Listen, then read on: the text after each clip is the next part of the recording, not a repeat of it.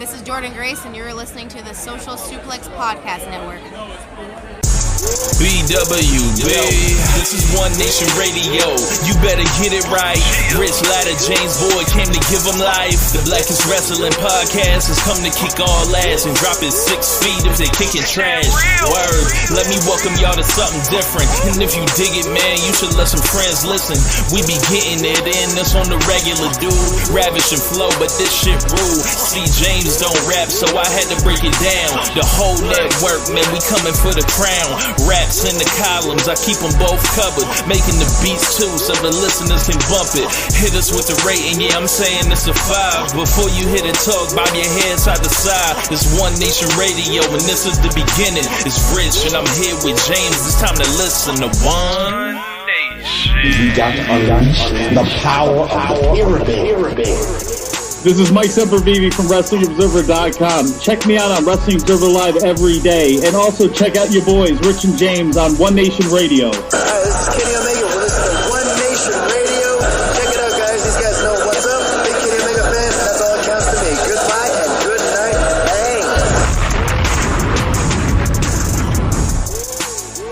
night. Hey, folks. Welcome to this week's edition of One Nation Radio. I'm James Boyd. Here with me, I have Rich Latta. What's going on, man? Not much, man. Just here for another great episode of O&R, and just finished pressing up the shirts, which will not be spoken of yet. Gonna try to get that over to James. Got it here. I'm thinking I should debut it next week on the stream and build it up. Yeah, before we just unveil. But I'm hoping the word travels when you show up to the show. And so was you, man? Not too much. Just ready for the show, man. Like Stardom put up the second night of the Grand Prix, but it was just 3 matches, so it ain't worth talking about it. We'll talk about that all stuff next week. But we haven't, I guess, a kind of like last second SummerSlam preview to do, because I just realized that it was this Saturday as opposed to Saturday after next. And look at that. Yeah. And like Collision, Dynamite, and I think that I think it's gonna be a good show. So where do you want to start? Do you want to start with the WWE preview and then get to the shits? Sure. We can warm up, ease into it, so WWE SummerSlam 2023, Detroit, Ford Field. They should probably get the Detroit Pistons announcer guy to come through. Is he still around? I mean, that was a long time ago. Yeah, the last time that was like 2008.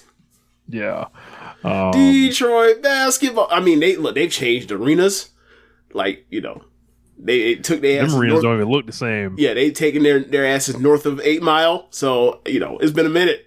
They actually changed the nets out now, there. That shit used to bother me, bro. You show up to the Pistons arena, like, they left the net up the whole year. Like, it's just the last couple years. Like, bro, if you ever go back and see the clips from, 2003, 2004, you see the rest of the league playing what seemed like these regulation nets. They put new ones up every day. In Detroit, it has never changed that shit. It's like, nah, we trying to make this basket look completely unappealing when you shoot that shit. Why? Because it's the muck. So, anyway, SummerSlam. This is this the 35th SummerSlam? I don't know how that all works, but it was in 1988. Yeah. So Lots of SummerSlam memories. James, what are some of your favorite SummerSlam memories?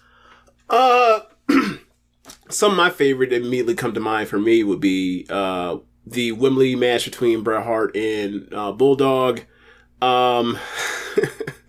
Highway to Hell between Austin and Undertaker, just because of how big the build was. Obviously, the match went to shit because Austin got rocked and bell rung early in the match. But also the idea that you got this 6'10", 270 dude, or 6'7", 6'8" ish, 270-pound dude, and he's gonna jump off the top rope with and hit a leg drop on the announce table on the floor. It's like, wait, what? this is a lot of stuff, man. So, it's, for my money, is my favorite WWE pay-per-view ever, just because of, like, the amount of, how do I say this? I feel like they try too hard for WWE to make it into something outside of a wrestling show, and like, SummerSlam feels like a wrestling show. The Rumble, you could say the same thing too, as well, but the Rumble, just because it's, the Rumble is such a big part of the show that I just feel like I don't like Rumbles. I feel like that's just a gimmick match or whatever else, and it's kind of in the way of whatever else they could do on the way to WrestleMania, especially since we got back to watching it. It feels more like a plot device for WrestleMania than actually a pay-per-view. Maybe in retrospect it always was, and I just didn't feel that way watching it as a kid, but it felt like that, especially since we got back and watched it. But for me, SummerSlam is it, because it's like, this kicks you off. This is like their last big chance to impress and hook people, like, before going into, like, fall television, and also, like, before Monday Night Football kicks off and they start getting their ass kicked. And, like, if you have any hope or whatever else, like, you gotta do something now to have that, to get you pumped up for going through the dog days of the fall and in winter, when you're going up against, Brett Favre and Randy Moss and Peyton Manning and Tom Brady and, and now Pat Mahomes. So, I've always had a fondness for it. Yeah. I always like the cage match, Brett and Owen. SummerSlam 94 is fun. The ladder match, round 2. Yep. Shawn and Razor. Always loved that. 96. Rock Triple H is fun. Yeah, Rock Triple H. Yeah. Trying to see 2000, the 3-way match where Kurt Angle's knocked the fuck out. But it was Rock, Austin, and Angle. That match is unbelievably good especially when you find out, like, oh yeah, he was concussed almost like the whole time. Yeah, because he just keeps going. Just keeps 2002 SummerSlam. Some argue that's like the best WWE show ever. It's way up there. Way up there. I watched Angle and Mysterio not too long ago. I think I threw SummerSlam 01 and 02 on, like, back to back while I was, like, sleeping one night, and then just woke up and started catching it. And there's a random Ric Flair and Chris Jericho match just on there. There's like there's a bunch of stuff that's cool. Like, of course, featuring the Shawn Michaels return back to action after not working a match since '98. As far as the modern kind of times, I would say, like, Bryan and Cena in 2013. Like, that match is, like, excellent and incredible. And then on the same card as Brock and CM Punk, which was also equally awesome. Brock and CM Punk. Yep. And 2015, like, basically the last great Undertaker match. Him and Lesnar. Yeah. Well, second to last, I would say the Hell in a Cell match after that would probably be it. But yeah, it's kind of crazy. Like, that was his last gasp. That's the last bit he had for us. But then he kept coming out even after that. Yeah. But I always kind of dug SummerSlam as well. But looking for this year, looks like we got 8 matches announced. That's cool that they announce matches in advance in this promotion now. Wish that would spread, but apparently not. So I guess we should talk about the SummerSlam Battle Royal. It's just all the jabronis are in it. Or, excuse me, not jabronis. Let me take that back. All the people that they didn't bother to book in anything important or anything like that. And I believe LA Knight is the big favorite in this, James. Is this a make good because of Money in the Bank? Look, do you want to keep going, James? Is this a make good for WrestleMania as well? Is this a make good for any other show that he was left off of this year? Yeah, good point. Which is almost damn near all of them. I don't think he's been on pay-per-view since the Royal Rumble. Yeah. As far as, anybody could be in a damn Money in the Bank match. But, yeah, it looks like, excuse me, yeah. Bro, I saw some clip from on Instagram of, like, apparently he's been like a half dozen different random commercials. Yes. And I was like, wait, what? Like, this man was out there getting how he lived for many years. Yeah. Yeah. Dummy. Getting how he lived for many years, getting cast in a bunch of roles, and I mean, they act like they can't do nothing with the guy. Like, I feel like you can. So, I don't know if they'll let him win, but shit, like, I think I would win and let him win and then say, hey, I'd like the U.S. title or something. Like, is that so far beyond the pale of reality here? I mean, it would be such an easy make good for their fans to like give him the U.S. belt and be like they've saved him from the reign of terror that it has been Austin Theory. It'd be such a layup. It'd be such a layup. Like, you just do it, get over with, people happy because like they finally gave the guy at this point the tertiary title and the men, or actually I don't even know what's number 4 for tertiary. I don't even know, but the number 4 title for the men's singles side in the company, and you just move on from there. Like. Like may as well do it if that's what they're gonna do, because it's like I don't think he's going to go up against Gunther. I don't think that's gonna that wouldn't work out well. I think that's a what do you call it? I think that's a styles clash. Yeah. No pun intended. Yeah. Yeah, I'm gonna pick LA Knight. I know some people were talking about Sheamus as well, and it's amazing as we move into this. I'm gonna just jump to Gunther and Drew McIntyre having this match now, and everyone's so excited about it, right? And I'm like, the fucking guy that made the match between both of these guys is Sheamus, and he's like not around. Like what are we doing? Like what happened to Sheamus like winning the title? Like, Drew McIntyre got his ass pinned at WrestleMania. I know you got to bring him back because his contract was doing whatever, which I don't know if he re-signed or not, but he's here now. People assume because he came back that he's back, and it's like, nah, he was gonna have to come back to run off them dates regardless. Yeah. And I'm like, all right, so like I don't have anything against a match or anything, but I'm like, all right, as far as the booking, it's like, where's Sheamus? Like, so I think Sheamus is gonna be in that battle royal, but it's like, nah, man, Sheamus was the dude that made this kind of go last time. So, storyline wise and kind of match wise even. So yeah, I mean, personally, I think any of the combination of 3 will work excellently together.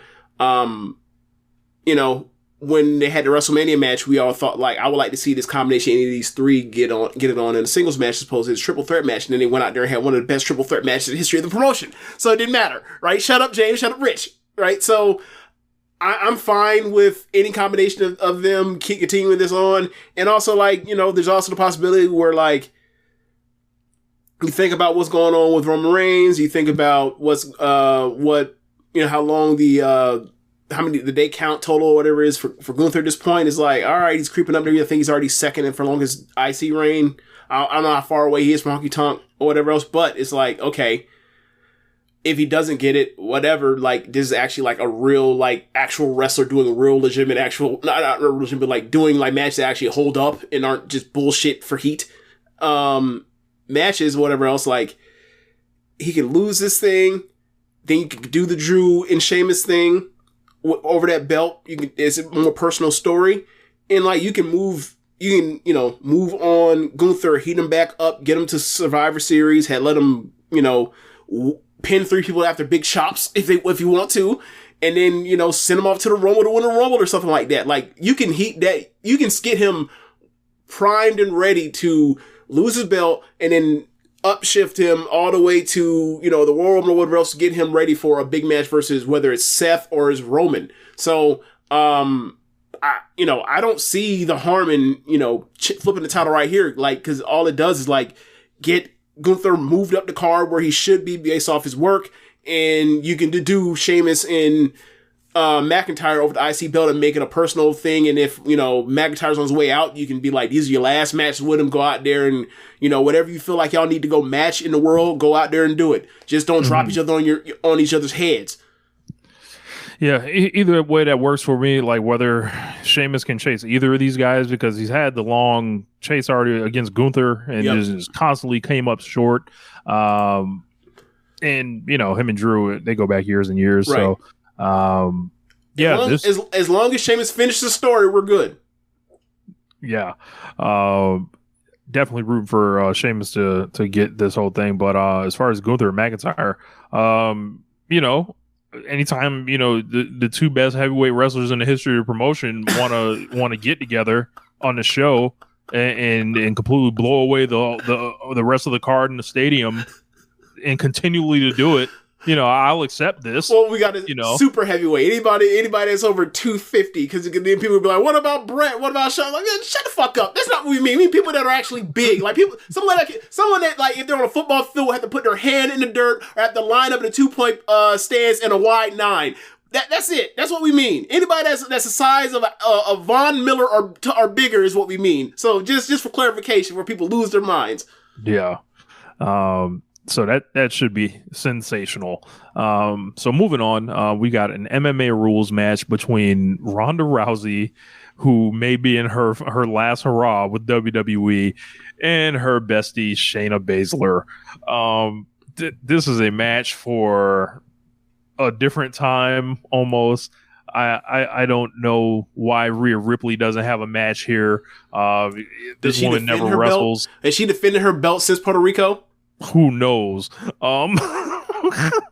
Like they just got her, playing China essentially, somewhere else on the show. And to her credit, like, she's really over. She's over as fuck, so it's working, but it's still like, hey, you got a belt, you don't defend. It's like, what the fuck's going on? Yeah. So we got to watch this MMA rules match with these two. And I already know they're going to do the boring type MMA. They're going to be out there trying to roll around on the ground and see all that. Nah, man, we trying to see some lights out, some knockouts, some hand-to-hand combat. Like, they ain't going to do that. They going to go out there and roll around. Like, we want to see them doing this in a work sport, but acting like it's real. Like, nah, man. Ronda Rousey, this thing's been an abject disaster since she's reappeared in the 2022 Royal Rumble. Never really seen anyone with less passion for wrestling. Comes through on her face, clear as day. And Shayna can get the win over Ronda, and send her packing, send her to the farm, literally. Yeah, like the part that's like undeniable about it when it comes to Ronda's second run in the company is that, like, just as you said, like, a person that has no passion for the business is like, you're not even saying like what is up to debate is like whether she had passion for the business or before, because like she was clearly invested the first time. What's not up for debate is like whether or not she has it now, because she clearly don't, because look how night and day it is. The difference is, it's like, it's undisputable. Like this is like, she is, you know what she is? She is like, hey, I'm James Harden. I want to get out of here. She has completely turned it off. Completely turned it off. No, because that's not true. Her physique's the same, but as far as like just, I'm not trying, I'm disengaged, I'm out here just fucking off in the middle and fucking off possessions. That's exactly what she's doing. Amazing. She might start getting offense in 3 seconds. You're not finna get us, Rich. You finna get us in some hot water. You finna pull out that James Harden fat suit joke shit with Ron. Nope. There's nothing changed about her physique. Just nothing. Like she did back then. Absolutely the same. Yeah, it's all here. It's all here. Yeah. Psychology off. So yeah, man. I mean, they've always wanted to do this match. If she can't, summon what's inside of her to do this with her friend after all this time, but wanted to do this, and then they all end up in WWE and all that kind of stuff, and people are streaming about this horsewoman shit. This is the last hurrah for that shit. Yeah, this is the last stand. It's the last vestige of any of that shit. Like the 4 horsewomen versus 4 horsewomen matchups. The rest of the MMA horsewomen. Like, seemingly, this is it. Like Michael Jackson. Casket finish. I mean, unless she she shows up and wants to be a collider, but Jesus Christ, I can't see that one happening. Can you fucking imagine, bro? You want to talk about people getting booed? Oh my god! What no? He might get it the worst on the show. A terrible fit. But yeah, just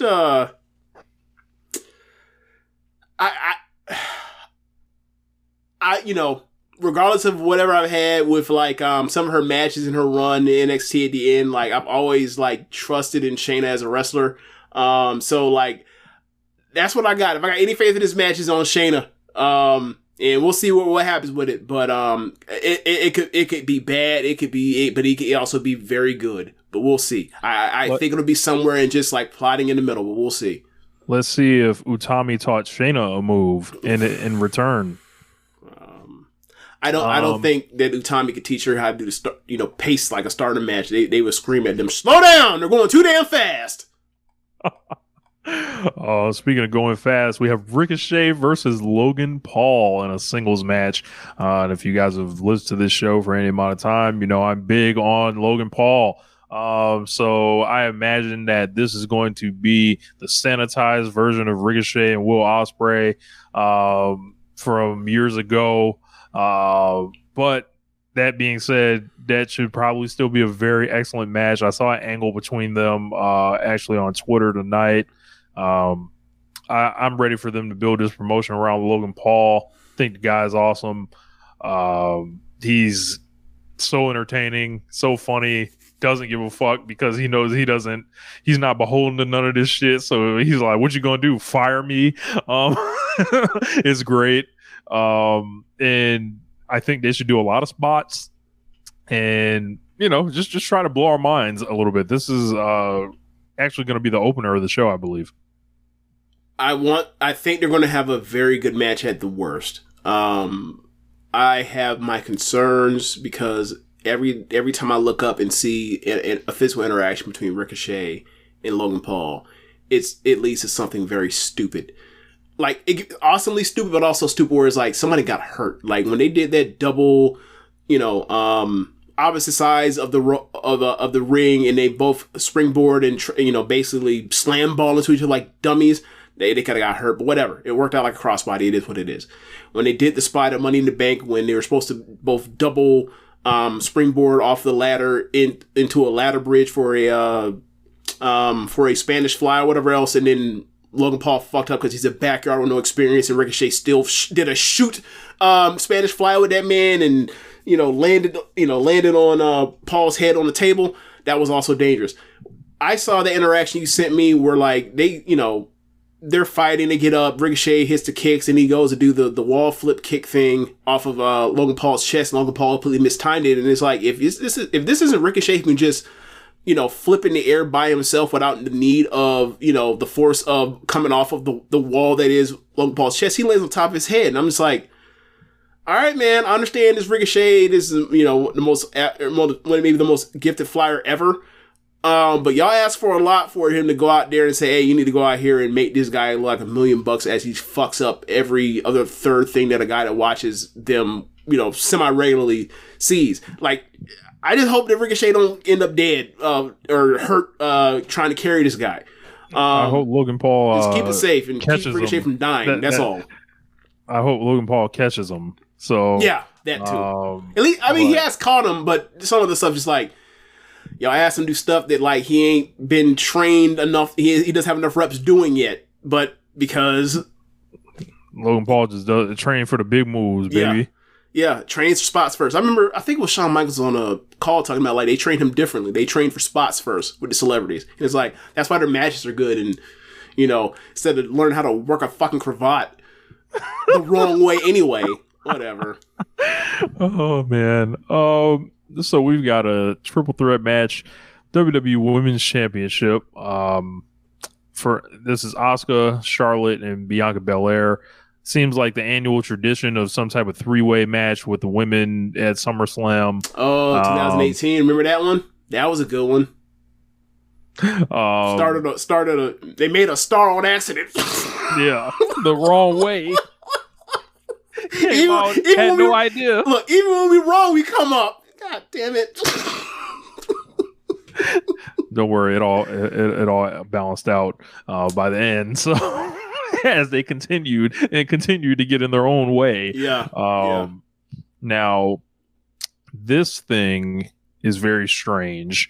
Charlotte has owned Asuka's entire career. Yep. We know that. Bianca was the champion forever and has just kind of come in as this complainer, for what I'm gathering. Like, and there's like her and Charlotte teaming up together, winning matches, having problems. Yeah, Charlotte stealing tags from her and getting the win at the last second, stealing the win. Yeah. As far as like, this should be awesome. Like all these three are, they can all work with each other. Yeah. I just kind of feel like all three are stale as hell. And it's just like, obviously you will want them to try to do something interesting with Charlotte, but they never do. Bianca, part of the reason she was starting to get turned on is because there's just been kind of a lack of like really a direction, even though she was a champion. Her opponents are only as interesting as the schedule. Yeah. Like the calendar. And, Asuka, like, putting the belt on Asuka for me, how I kind of look at it is like they don't actually see her as a wrestler. Like, they see her as like a gimmick. Like, it's like putting the belt on Undertaker in the 90s. It's like, oh yeah, they have it or whatever. But you ultimately just holding this shit until we get that shit back to like Shawn or Brett. That was a transitional champion, basically. Yeah. Yeah, that is what she is. Yeah, like, and no, I don't think all of a sudden she showed up in 2015, right? Yeah, in NXT. Yeah, 15, 16, 17, 18, 19, 20, 21, 22, 23. I don't think in year 9 they're gonna look and be like, oh yeah, this is the one that we've all that was there all along. And yeah, nah, man, they know she's talented. They know that she's one of the most charismatic wrestlers they've ever had, from bell to bell. In the promotion, they don't care. They don't want to push her because she's an Asian woman, and for them, she's aged out of being an age to push her too. With that, like, she's somebody that they know that like is super overqualified to do whatever, and she goes out there and she's super charismatic. She always gets the job done to the best of reasonable expectations. So like they decided. Like, she did the gimmick change. She's got over again with the new gimmick thing, doing the the clown stuff, and like gave her another shot in the arm, and then they went with this. And like, I enjoy the shit she does because she's super charismatic. But like as you mentioned, like these are people that have been around for a while now. Like Bianca is, she has a bit of tenure now. She's been around for a minute. Hey man, like. I may be speaking out of turn here, but I'm looking at all three of these. Like, so I feel like someone needs a turn. Like, and why not Bianca? Yeah. I can see that. I just turn heel, win this belt. It didn't go another way with it. Y'all, and have her tap into the real shit. Like, and. I've always kind of wanted to see Bianca as a heel and the Big Show. So I don't have a problem with that. I just you know how it is when it comes to them. Like, if they don't put the belt on Charlotte, she's probably gonna fuck up. She's probably gonna fuck off and show back up at Royal Rumble. So who knows? Who knows what the situation is? Whatever else. But she showed back up. She was like, "Oh yeah, new belt is," and I'm sure she showed up. Their new belt showed up, right? Like that was obviously amazing. That was the fucking gag. That was the heat. It was like, her again? Are you fucking serious? So like, yeah, I could easily see her winning. This it thing. could just be Charlotte and everybody go to hell. Like, yeah. Like the one thing I don't expect is for Asuka to retain. That'd be surprising. That would be surprising. Yeah, like. Looking at a lot of different patterns, like, the past couple years, no matter the promotion, it's rare that people lose belts in multi-man matches, like 3-ways or 4-ways or anything like that. Usually the champion always retains. This one does not feel as safe for some reason. Right, because it's like, all right, the only way you can imagine Asuka winning is like, so one of them has the other one finish and she throws them out and steals the pin. That's the only. She's not gonna make one of them tap to a chicken wing. She's not gonna, or put someone in an arm bar. Like, nah, that's not gonna happen. Or at least it's hard for me to imagine it happen. Also, like, be wary of like with the arm bar in the chicken wing, like some convoluted finish where like Charlotte hits a moonsault, and then it turns to like what happened with Bianca, Rhea, and Io in 2020. Like it could be some, I could see some nonsense happening. So be aware of that. So we've got a singles match for the World Heavyweight Championship. Seth freaking Rollins and Finn Balor, rematch of their match from the other month. I believe they had a face-to-face thing where it was just comedy, because it like tried to make me like take Seth Rollins serious as a tough guy. Kind of like it was like Balor was dead serious, and then Seth was like, shooting jokes kind of, and then he had to drop the jokes because he realized Balor wasn't playing, and they sat face to face backstage, and it was just like, this is a complete goofball. Like, I don't buy this for a minute. Like, yeah, it's been on series for like a year and a half, 2 years. Yeah. So it's like doing like this Joker thing or whatever the ha ha ha ha ha. Yeah. It is hard. It is hard with that gimmick to take him seriously. Like, he still has killer matches almost every pay-per-view, but it's still just one of those things where it's like they gave him that JV belt. Yeah. Like, cool. Go out there and have your match. Move on. And also there's still the issue with with Priest, being on standby to cash in on him too. Which, that got into the finish last pay-per-view. So I'd imagine that something happens with Priest again here. I don't think Balor's winning. He's kind of just past that point. It seems like he's past the point to win the IC belt. Yeah, I think he's past that point. Damn. Yeah, he's damn. Thanks, Edge. Seen better days. Appreciate it, Edge. What a rub. And then yeah. As far as Rollins, I think Rollins wins here. Hell, he might even thwart the cash in with Judgment Day infighting and shit. So, yeah, that could happen. Yeah, which would be a hell of a kind of reward. Like, hold on, y'all threw this shit in the trash 2 years in a row. This Money in the Bank. Maybe you should abolish it, like I've been calling for. But they'll never do that now. Yeah, it's too big of a show. Cody Rhodes versus Brock Lesnar. As of this recording, there is no stipulation on this match, but rumors have swirled that could possibly be something like a bull rope match.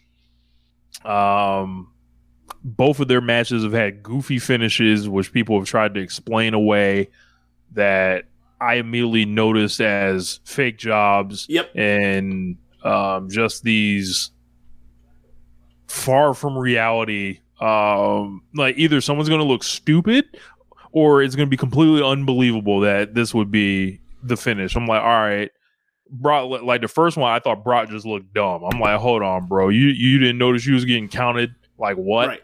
Like, and then I think the second one, I didn't watch this match. I only heard about it as it was in Saudi Arabia.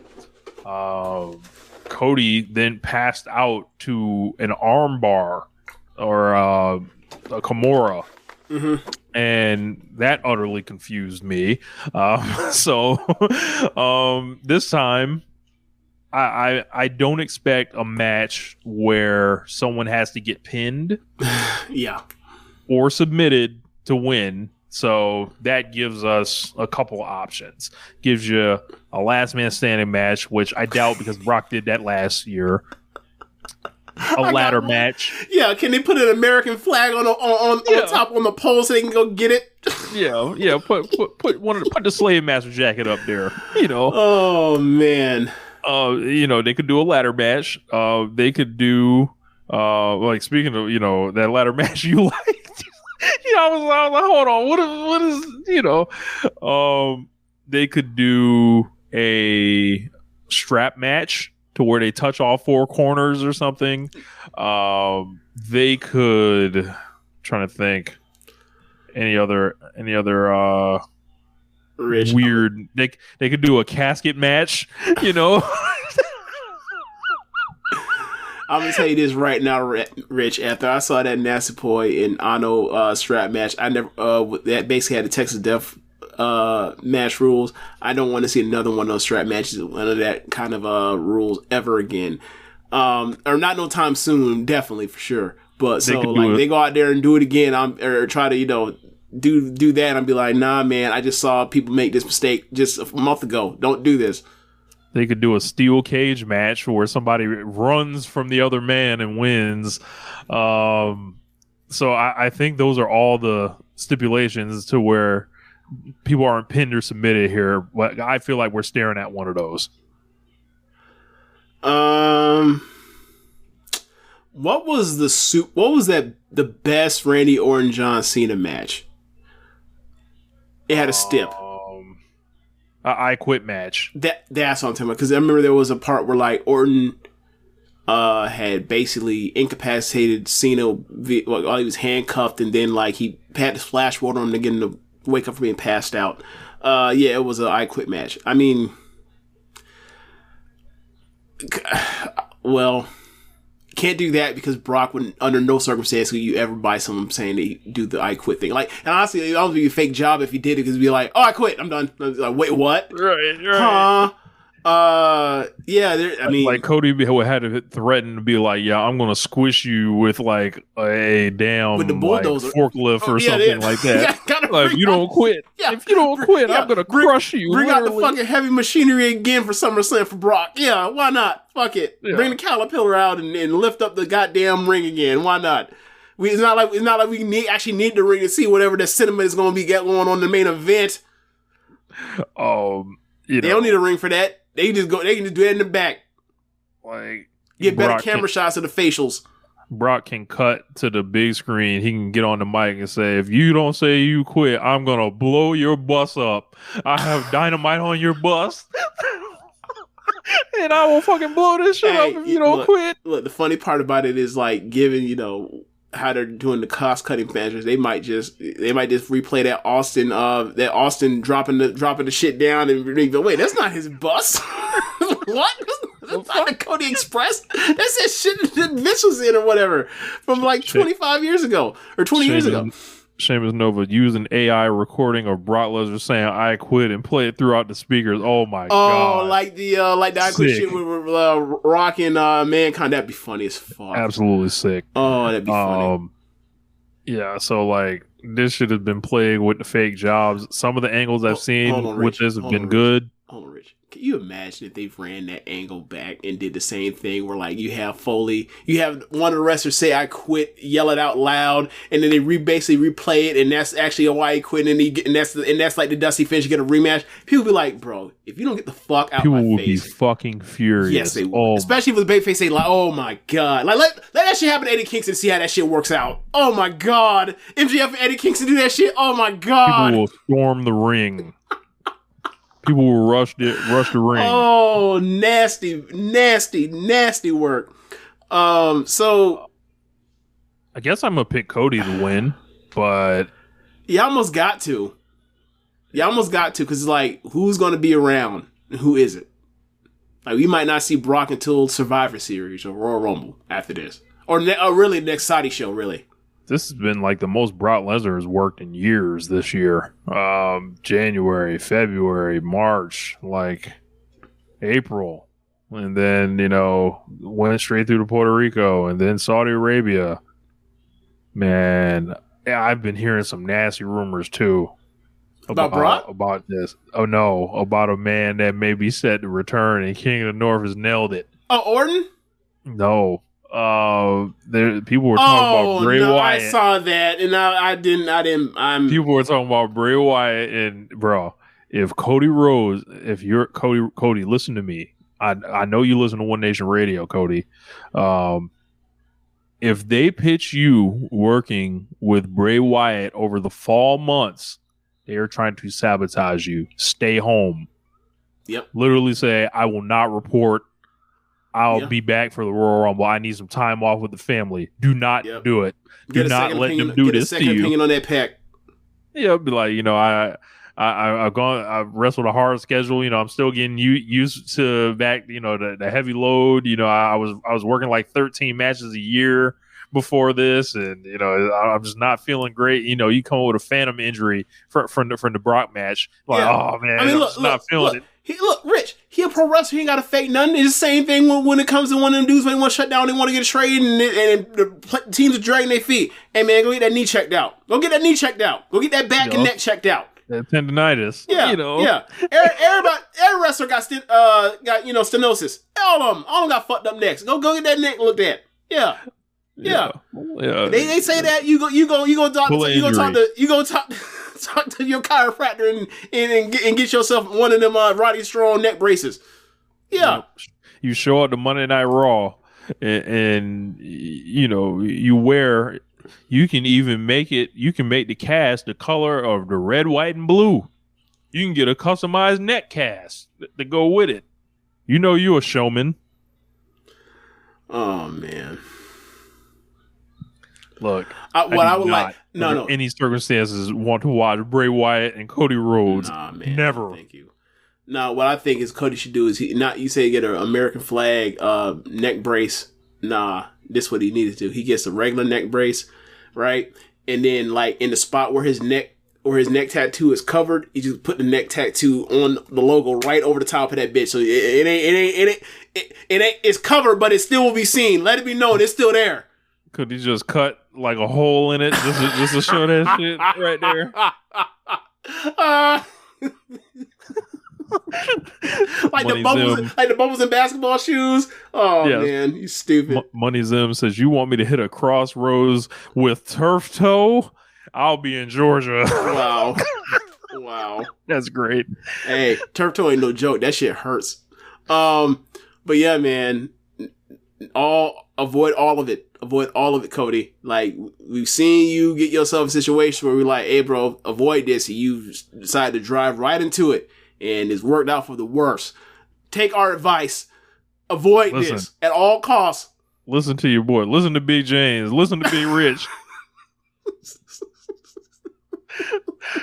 And then, presumably the main event, Roman Reigns versus Jey Uso in something called a tribal combat match for the undisputed WWE Universal Championship and the recognition of being the tribal chief.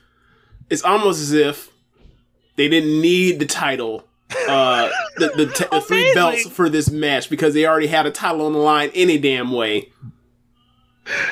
They literally put the belt and the thing that's like either on par with the belt or above the belt at this point, which is this tribal chief thing, both on the line. The double title match. Well, really, when you think about it, it's a quadruple title match because it's 3 fucking belts plus this shit. Correct. It's the necklace. It's a necklace plus 3 different belts, so it's a quadruple title match. So the necklace is above the World Heavyweight Championship. Is this the S crown? The S stands for Samoa. Like, that's the new shit. Yeah, Roman got the S crown. That's what this is. Yeah. Well, unless you come up with a better one. So the tribal combat match, do they hang the necklace up, and then like, is this like a ladder match joint? Is it on a pole match? Ooh, Cody and Brock could do a pole match. What's gonna be on the pole? I made a joke about American flag, but what would really be on the pole? The belt, the weight belt, Jimmy John sponsorship. I don't know. I don't remember the last time I seen those on his shorts. I don't know. Yeah. But as far as Roman and Jay, and also Souls of Co's out there, and Jimmy, and Paul, and Heyman. Jimmy, and Paul, and who knows who else they pull out whatever here. Other relative they got on deck. Yeah, I think this is a no-hoper. If Jey Uso won the title, I'd be pretty shocked. I would be aghast with laughter. I think it would probably be one of the funniest booking decisions in the history of wrestling. It'd be the goofiest decision, I think, or not goofy. I'm sorry. It'd be the most shocking decision they've made since they made Jinder their 50th world champion. Yeah. And Jey Uso's gotten over. He's gotten, much further than most people would have ever slotted him at, right? Yep. And his coverage, especially given that like it ain't like he's been perfect in his person. It's like you give him every opportunity, he'll make the best of it. Like, nah, he's a fuck up, just like the rest of them. Yeah. So if they were to do that, it'd be open season on Cody. It'd be open season on the booking. It'd be open season on the entire bloodline thing, and then Rich skipped over Drew McIntyre, Kevin Owens, Sami Zayn, and Cody Rhodes to put it on Big J. And he like it'll be a Kofi Kingston reign. You already know how it would be. It would be so bad. Like it would be like they would not take him serious. He wouldn't beat anybody. He wouldn't beat a Randy Orton or anybody that it'd just be just going through and then like I guess oh my god, is this how we set up to get the final and last Brock versus Roman match at WrestleMania? I mean, the Roman Reigns babyface turn is coming at some point. It's definitely coming. So this whole thing is like, all right. With Jay, it's like, I don't know what he could possibly do in the future with this thing. But like, let's go down the odd road of him actually being the champion, right? It's like, what happens to the rest of the act? Like, I mean, we've seen this before. Put a title on someone they don't really buy as being the money guy, it going right into football season. It has to go up against Monday Night Football and like, you know, the Friday night NBA 8:00 games or whatever else. And the ratings get bad or whatever else, and daylight savings come. Or there's no daylight savings going forward, but like in the history there would be, and then like the times like be weird and funny, looking at you crazy like it's your fault. You start pressing, you start feeling the anxiety, all that kind of stuff. And then they slip the rug from under you. They take the butt off of you to get ready for the road to WrestleMania. That's how that shit always goes. Ask Big E. Happened to him. Just happened to him a couple years ago. They love putting the belt on somebody they don't actually really want to push when it's not the money, when it's the down cycle on the way back to ramp up towards WrestleMania. They love doing that. Because it's like, see, we gave you what you want. No, you didn't. You asshole. You're being slick. You think you slick. You're not. Yeah, but what the fuck is a tribal combat match? I feel like something real racist could be happening. Like as far as like, you know, what are these brothers gonna be hitting each other with? I seem to recall a Nigerian drum fight before, James. Yes, there was a Nigerian drum fight. Yes, the tempting for racism is very high in this match. Yeah, there is.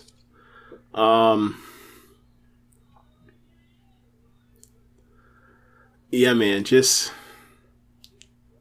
I don't know what. Look, I obviously this match ain't for either one of us. Like, because it's not gonna be, it's not gonna be pro wrestling, whatever it is. Like, it's gonna be a lot of. I didn't even think about that part of it. Jesus. Oh, I mean, it's a Roman Reigns title match. Of course, that's the whole match. Like, they're gonna be, they're gonna be unloading dialogue on each other. This is a cinematic match. It's happening in front of people and it's live, and there's no like editing done to it because it's live. But yeah, brother, this is a cinematic match. I have hated these matches more than the slow down like CM Punk matches that I've seen. I think these have been a complete subversion of the medium. I think these matches have been bad for wrestling because of the influence it's likely to have in this company and beyond it. And it's just like, what happened to the art form of people hopping in a ring and physically telling the stories? Not verbally telling the stories, physically telling the stories. We're not talking about a line or two of shit talk. We're talking about audibly yelling the story beats at each other. And it's just like, it's just not wrestling as we've talked many times about this. You know what I think? Like, this might be unfair, but I think a lot of this has come from like the downtime people had, and Roman came back. A lot of this came back to like, all right, like I'm with the kids, like I got the Disney Plus. I've been watching a lot of these Marvel movies, and a lot of Marvel movies, like it's really fun action and stuff. But in between time, because it's a movie, people, the bad guys basically tell the story during the third act big battle or whatever else, right? And I think, not just saying it's just Marvel, but like that's all superhero movies at this point. But I feel like I feel like there's got to be some connection to that, where it's like, but the thing is like, I ain't yet to see like the Captain America Civil War like airplane hangar like fight scene that's like blows your fucking mind. I've yet to see like the everybody comes back after the snap to go fight the final battle of an in-game level fight scene or call to arms. I ain't seen none of that out of the big dogs matches, out of the Tribal Chief matches. I just see like, yay, this thing goes like 25, 30 minutes and the thing only like gives you like 5 minutes quality wrestling and the rest is standing around, throwing punches. And while someone's laying down, you basically trash talk and tell your side of your perspective on why y'all are here. And then the other person comes back and fights back, and then they give their perspective why they're here. And then it goes for like 20 minutes like so, or 25 minutes, and then you get 5 minutes of actual action, and you get the fuck out of there with somebody fucking you over. So we are going to see every Samoan in the history of this company that can still walk to the ring. Except for one. Except for one. Yeah, except for one. And he might show up. Yeah. Rikishi may come out there wearing the double leather on you boys. Yeah. The Proto Averex. Yes, the double leather, the leather top and pants. Now I have to look back in them years. Was he an unofficial Rough Rider? Absolutely. I don't know if he actually. Absolutely. I'm not saying he was, but that's definitely what the fuck he was going for. That was the aesthetic he was going for. He doesn't have the gloves, but that's what he was going for. Yes, the shininess. Unbelievable. But yeah, that's SummerSlam 2023 preview, which is actually head to head with Collision, coming up this Saturday. Did they punt on Collision? No. Next week is what? Ricky started for CM Punk, right? Yeah. Okay, they didn't punt. Okay, I would have punted. Like, nah, no thanks. If I was big CM, I'd be out here, doing all sorts of stuff, right? I'd be like, nah, we'll wait till next week. We'll say that for next week. Take your ass back out there. Yeah, it is. Go wrestle. Look, hey, you get another hour wrestling match. Wrestle another hour. Yeah. Go out there. 3 out of 5. 3 out of 5 falls. Yeah. Bring Jay White out there with you. Yeah. But yeah, let's start with let's go to AEW. We had a big week last week and then rolling into this week. Of course, this week is Dynamite 200 in Tampa. Yeah. Which, at one point I thought was not possible. So as far as let's talk about this whole thing. So we opened last week with Orange Cassidy versus AR Fox for the international title, and man, I thought this entire presentation with the video package showing the school, I thought the video package was awesome. Talking about having Darby kind of narrate what AR Fox has kind of meant to him, showing the wrestling schools. They talked about Darby going to live with AR Fox for free of charge because Fox believed in him so much. And he was living in garages, essentially car garages, in his car. And Darby keeps, buddy of ours pointed this out, shout out to Dr. Larry. He's like, Darby's kind of had a funny character lately, telling all these black men they can do better.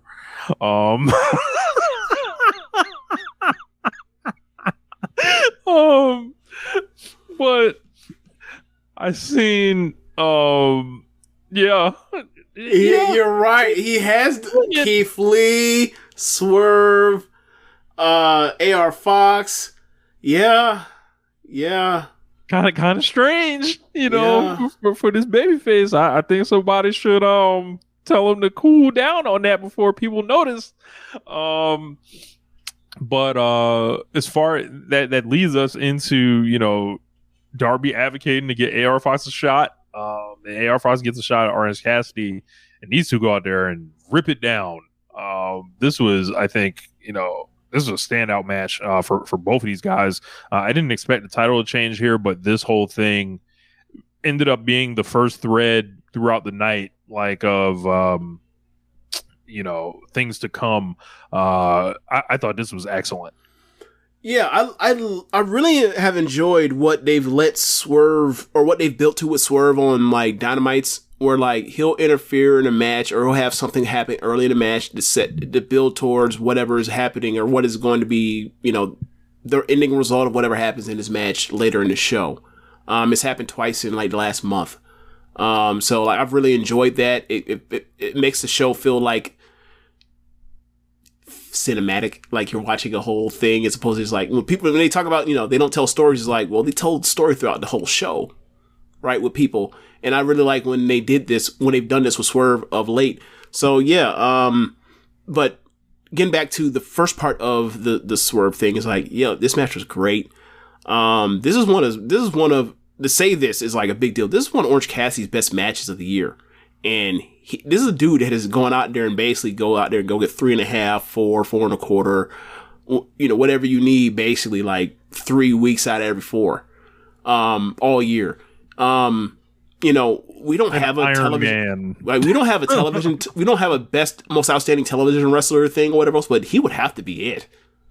Yeah. Like unless just based off the strength of just the pure numbers of it, like he's killing. Like I was saying to you, like he has like the cage match this year of like a Stardom main eventer, of just like going out there on the house shows and the road twos and just having to go get 3.5 like every fucking weekend, or 2 times every weekend. Like it's nuts. Like I'm not saying he's Kenny Omega, because obviously Kenny Omega has the high end is so much higher, but like just as far as like the number of quality matches he's had this year has been like really impressive. It's one of the best. It's got to be one of the best runs in the history of major American pro wrestling television.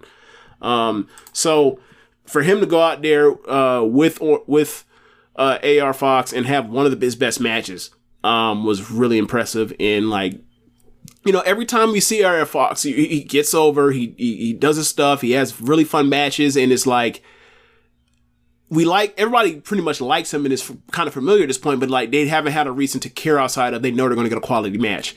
And now this is like finally give you the reason to care, and like I think he could be a player. Or let me phrase that. I feel like he could be a featured act at this point, as opposed to someone that comes in and is like the person that comes in and has a cool match. I think like if you get people to care, like he can be a bit of a mainstay, like an actual not foundational, like a solid piece on the roster. AR Fox, they definitely should come up with they should definitely sell AR Fox do-rags. I think that's just, if he's gonna do these moves and be wearing the do-rag and all that, like, nah, man, we need to merchandise this. We need every color. We need one that says A and then R on it. Like, we need all that shit, like, to start, generating this yen, so, but yeah, definitely, go out of your way to see this match if you didn't. This all, kind of, what's up? No, go ahead. I'll follow behind you. Go ahead. Yeah, I was gonna say, this like, leads to Orange Cassidy putting the sunglasses on AR Fox, as he's done to many other opponents to show his respect. I knew something was amiss immediately, because it like Fox had to look like, nah, it ain't going down like this. Takes the glasses off, breaks them, blasts Orange Cassidy. And then Darby Allin runs down and asks Fox what he did. It says, this is an embarrassment for you. Just take the loss. And AR was like, it's a mistake, whatever. And then he runs to the back, and Darby's just yelling at this guy or whatever. He said, I vouched for you. I did all this stuff for you and everything like that. So, it's heel turn for AR Fox, like right there, and we would come back to him later on. Yeah. And then, so before you move on to that, I just want to say that, like what you just mentioned as far as AR Fox like selling do-rags, like that could be the most potentially problematic thing to happen to do-rag since Eminem. Look, man, we can't know. Like, look. What are you putting the do-rag on for? What are you trying to accomplish? Like the do-rag is utilitarian. It's for a purpose. It's a tool. When white people have the do-rag, it does serve a purpose. Well, you can't get waves. That's how that works. Correct. So this is strictly, they're gonna have to imagine the waves. Imagine the waves. You gotta sell the hope, James. You gotta sell the hope behind of like, maybe you too, like AR Fox, can be athletic like AR Fox is when you wear the do-rag. You gotta sell other things, James. Well, you gotta sell. You're selling the lifestyle. You got to sell the entire experience of the do-rag, James. You can't just limit yourself to wanting waves, because, James, what if I wanted to buy you the AR Fox do-rag? That would be hilarious. Exactly. What? Wasabi King, Ricky Starks needs the AR Fox do-rag. I think he has a similar problem that AR Fox has with do-rag. It's like, you can wear that do-rag as long as you want. You can wear that You with your quote unquote good ass hair can't get waves. Deal with it. It's over. Ian Riccaboni will be gotta have hair. Fuck. I'm getting these jokes off. Gotta have hair 2 inches long to get waves. Gotta keep that shit. Gotta shit that shit super dark. All of a sudden, like you got bangs. I look like Darren Williams. Man, well, yeah, man. You, as far as the do-rags go, you gotta sell the experience, the lifestyle of the do-rag, the hope behind the waves. Why not? Ian Riccaboni. I'm just looking at the chat. Seamus Nova said Ian Riccaboni would be a day one purchaser of the AR Fox do-rag. We also need to get a do-rag. You talked about this off air, but we need to get Action Edge ready to do-rag. I didn't look closely at the hair until you mentioned it. I'm like, oh yeah. I always looked at it. I saw it was curly. I didn't see what kind of curly it was. I saw on the Collision. I was like, oh yeah. You might need to get you a do-rag. Yeah, you might need to get you a do-rag. That ain't a tan. Look, Ashton Andretti, he's with us. Remember that. Ain't a tan. That man is passing in public. That man is Carrie Laking. Amazing. After that, so Orange Cassidy's standing up, and all of a sudden Jon Moxley appears out of nowhere and gives him a lariat and a Death Rider. Yep. It's like, bro, like, he's just angry. Like, it just... So, BCC all over this show. Also. We go to the back. They have cut to Jericho, Don Callis, Renee. Renee says Callis requested time to speak to Jericho. Callis says he's made, arrangements for him and, Takeshita to team up. And, Jericho said he's willing to do it. And he's like, Callis is like, good. Because you guys are going to be fighting Daniel Garcia and Sammy Guevara. Nasty moments here from Don Callis as he continues to remember that old Ludacris song, How Low Can You Go? He just sinks lower and lower and lower into the bag of scum. And Jericho's kind of unsure about that match, and then Callis is like, nah, man, didn't you say you want these guys to grow? Let's see it. And then he pulls out a fucking oil painting of himself with long hair, Jericho Young with long hair, and the body they're both shirtless, and then Bad News Allen sitting above them like he's a godlike figure, smiling. I've never seen Bad News Allen smile. So I was like, what the fuck is this? It was funny because, like, I didn't think about that until you mentioned it. I was like, you're right. I don't remember ever seeing that man crack a smile. His What name shit funny is that? Bad News. Yeah, this was great. This is great. It was look, what is the thing that goes around on Twitter you see every like month or so? Like, who's the messiest bitch you know? Or think about the messiest bitch you know. It's a man, isn't it? And I was like, oh, that is today's man was Don Callis. Just a mess. Just sick. Getting straight to the shit. Sick. Sticking the knife in, definitely. So we got backstage Claudio Castagnoli and Wheeler Yuta. Glad to see that young man's alive still after, the man was choked to death on national television. Castagnoli then told the locker room, don't mess with the BCC. Told Pac, all that shit you tried at Death Before Dishonor, that was the beginning. Moxley walks in, says, the Lucha Brothers and Best Friends are going to pay for Pac's mistake later tonight. After that, they cut back to Tony Schiavone. Jack Perry's out there. And man, boy, oh boy, do I got to, am I tired of old shit? And here we go. Perry came down. Schiavone asked him about, the negative fan response following his recent win of the FTW title. Jack said he beat Hook, and Hook went home because he couldn't hang with the big boys. Said, when he won the championship, he didn't mean the FTW championship. He says the title, was created in a second-class company, despite the fact that it's not really recognized. It became a big deal when he catapulted it. So I'm the greatest wrestler that's come within 100 feet of this belt. I popped. I thought that line was hard. Yeah. I liked everything about this promo too. I saw what it was going to lead to. He's then he turns and points at Taz. Essentially, he was like, "Yo, I would have whooped you and all your friends back in the day." The smirk Taz gave, where it's like, "Man, we would have beat you to sleep." It just had me scream because it's like he can't do nothing now, but he knows, like, man, they would have beat the fuck out of Jack Perry. They would have beat this pretty boy asshole up. Oh, it was so good. Then all of a sudden, Jerry Lynn comes to the ring. I'm like, "What the fuck is Jerry Lynn doing here?" Yep. And once he came out, I was like, no. I was like, no. Yep. I was like, I don't care about ECW. Fuck ECW, man. Like Jack. They told Jerry Lynn Gibson. He said, himself and his colleagues paved the way. Without us, there is no Jungle Boy. I'm like, that's not true at all. Like, he's not a direct influence on Jungle Boy at all. Like, there's nothing that ECW did that affected how Jack Perry did moves in any way in the wrestling business in 2023. Not a thing.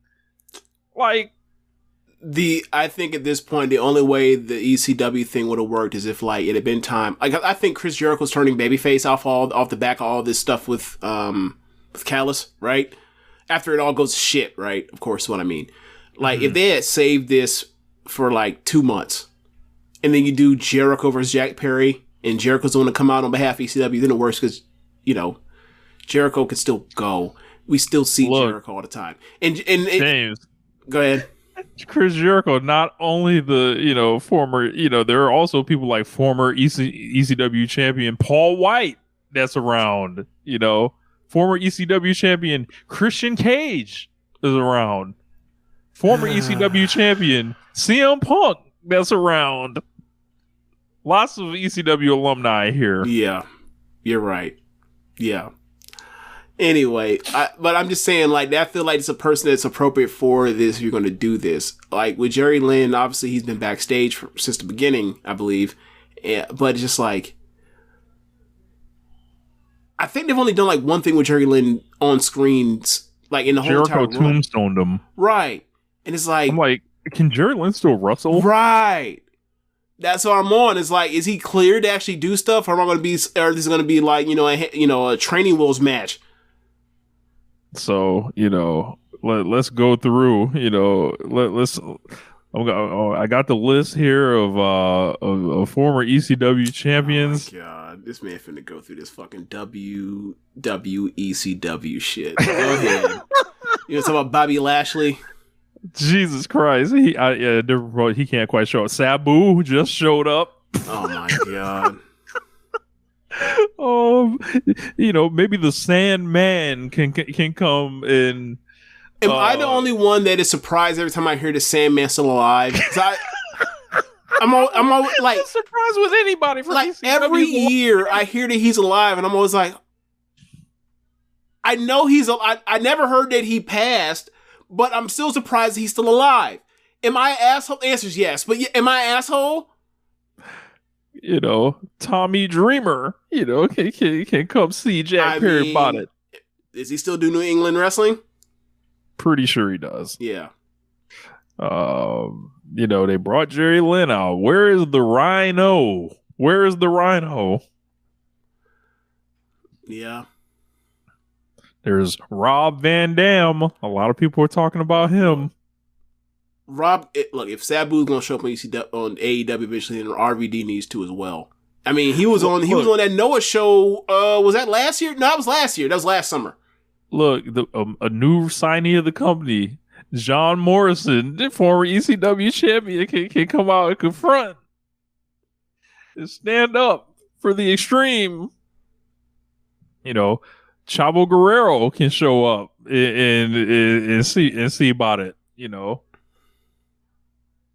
Jake Hager, he was an ECW champion. All right, we get the gist. Let's move on. Fuck. Like, bottom line, fuck ECW. I don't care. I just wish they had picked somebody else. That's all. Oh man. Because that RVD music, I believe, I'm not exactly sure if that's similar to like the Jeff Hardy music. Where it's like, it still is the same music, but like if it is, and I think it is because he ran it at Noah, but then again, Noah just run anybody. They play fucking Final Countdown for Muda. But if it is like you play that, the roof would have blown off that fucking place. They had brought him out there to face Jungle Boy. Then we got Pac versus Gravity, and after it set in that the joke, I got nothing out of this match. It was just there.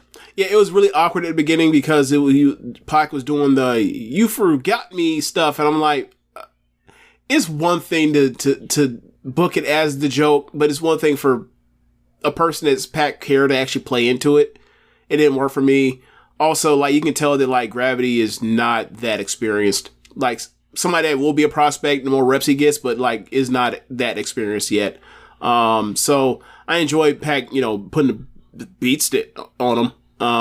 But yeah, nothing. Give more reps, see what happens when whenever him and Bandito tag together. But it might be a nice little tag team. Like he has a cool kind of. He has a cool mask. He has a great cool gear, kind of thing. Great gear, really good look. Gear. Obviously young. I like the slow walking thing. Yeah, like he's got something to kind of connect with people. Yeah. He has to get over first for that to work. Once he gets over, once he has like a couple banger matches or whatever else, starts doing that, people pop for it all the time. Yep. They're not familiar with it, that's all. So we then got a video last week with MJF and Adam Cole after winning the Eliminator tournament, and MJF decided to tune FTR Ball the fuck up in this promo here. This is nice work. This is really good work given what we ended up happening on Collision. Like they're gonna have a title match, and it should be very good. MJF spoke for us all. Wasabi King said he was tired of this Yosemite Sam looking motherfucker that basically just comes out here and he talks about his wife and his kids and everything. So he's gonna take his fist and punch him so hard in the face that he's gonna cough up CM Punk's jockstrap, and you can hear the whole crowd gasp. I fucking howled. Oh man, that was therapeutic almost. Don't forget the Dak accent. You mean the Daccent? Yes, the Daccent. Exactly. And literally he proves like minutes later, Yeah. FTR promo plays, and then like, well, obviously, it's all you're working in conjunction together to get the heat for the thing, and then get the heat for the finish on Saturday to lead to what should be a title match because he pinned the champion. Yeah, I don't think. I think it worked all well. I thought it was. Say again. I don't think they're gonna do a title match. If you pin it's AEW. If you pin the fucking champion in a match, you should get a title match. That's how it's always worked. Am I wrong here? We will get to it, but that was odd. That whole finish and then the post match, those two things together were like, huh. So from there, got the video of FTR, as I mentioned, respond to MJF's comments. Cash keeps it a lot more short and sweet. It's normal, or everyone likes Cash. Cash doesn't randomly start a podcast and completely undermine the entire promotion, and he doesn't do those things. So then we got Swerve versus Darby, and I think this might be the best match they've done in AEW. I think so too. Each other. Yeah. That's great. This was electric. These guys woke Albany up. Albany is a crowd normally that's asleep. That this isn't necessarily a AEW friendly crowd. At least historically, and these guys came out there and went for it, talking like the attitude adjustment style moves, Death Valley moves on the apron. Swerve running up the steps outside the ring, giving them the big kick. Yep, great camera shot for that too. Yeah, this whole thing was just like catching him with a knee midair as Darby does a dives. This whole thing was like, this was awesome. Great near falls all over this thing, and this was just like, yep, this is what we've been waiting for. And I think if you start counting up all these matches, and Swerve got another win here after the Nick Wayne one, but he's also kind of like I don't think he's had obviously the exposure of Orange Cassidy, but Swerve like through being on TV, and he did like a lot of he lost to a lot of guys, but in losing he was able to start getting over more and just working matches and like really like establishing his character and everything that's like as far as like hey, when he's advertised for something, like it's gonna be good, like he's finding himself right now, right? And they do the run in at the end, and it makes sense because like, oh yes, they're setting up a unit or whatever. A hooded figure appears, and AR Fox, who we later find out, he basically attacks Nick Wayne. Nick Wayne's out there. He is like taken out. Fox attacks Darby, rolls Darby back in. Darby, I believe, gets the JML, if I'm not mistaken. Yeah. And then Swerve gets the pin, and then all of a sudden, unmasked. AR Fox joining Mogul Embassy. It's Nino Brown. It's G Money. It's the Carter. So yeah, this is I like the look of it because I have been. When I was looking at Mogul Affiliates when it first started, it was Swerve and the White Boys or whatever. I was like, all right, we need somebody else in there that can work, that can either, be a tag team partner that can either protect Swerve or like, is either a heater or somebody that can, do falls or something like that. Fox could be both. And obviously these guys have a long history, wrestled each other in the beginning of the year, wrestled each other in Lucha Underground. Yep. This whole thing, setting up with Fox's school, the Buddy Wayne Academy, like all these things are converging. Like there's so many cool threads to pull on here, and I think they're going to hit all of them. I had no idea about this turn coming. Like I knew there was a new member eventually going to join because like there's a lot of hijinks going on with like Bill and Cage, and you don't quite know all the affiliations, but for the Mogul Embassy to really take off, I felt like they did have to add more members, and Fox is a perfect guy like to put with Swerve because it's like, all right, yeah, they fought before, but it's like they don't fought each other. They trust each other, I would imagine, and they're like, "Fuck it, let's get to it." And this whole thing is like, man, there could be more people, joining. Who knows? So, I'm really into this. So yeah, I'm into it. I think once he turned on, like, because of what happened with that Swerve Nick Wayne match and Swerve getting involved earlier in the show with Darby a couple weeks ago. Like, once AR Fox, punched out Cassidy and then, walked away from Darby, I was like, are they gonna, is AR Fox like gonna join Mogul Affiliates? And then sure enough, see a hooded person come out, I was like, oh, that's Fox. So they're doing exactly what I thought they were doing. So I really enjoyed it. I really enjoy what Swerve has done this year. And I'm interested to see what he has going forward. And like, I really enjoy the part where it's like, he has smoke with a lot of the most likable guys on the roster. So like he can wrestle, Orange Cassidy forever. He can wrestle Darby forever. Nick Wayne is somebody that's going to be around for a while. Nick Wayne's always going to have that big win to chase with him.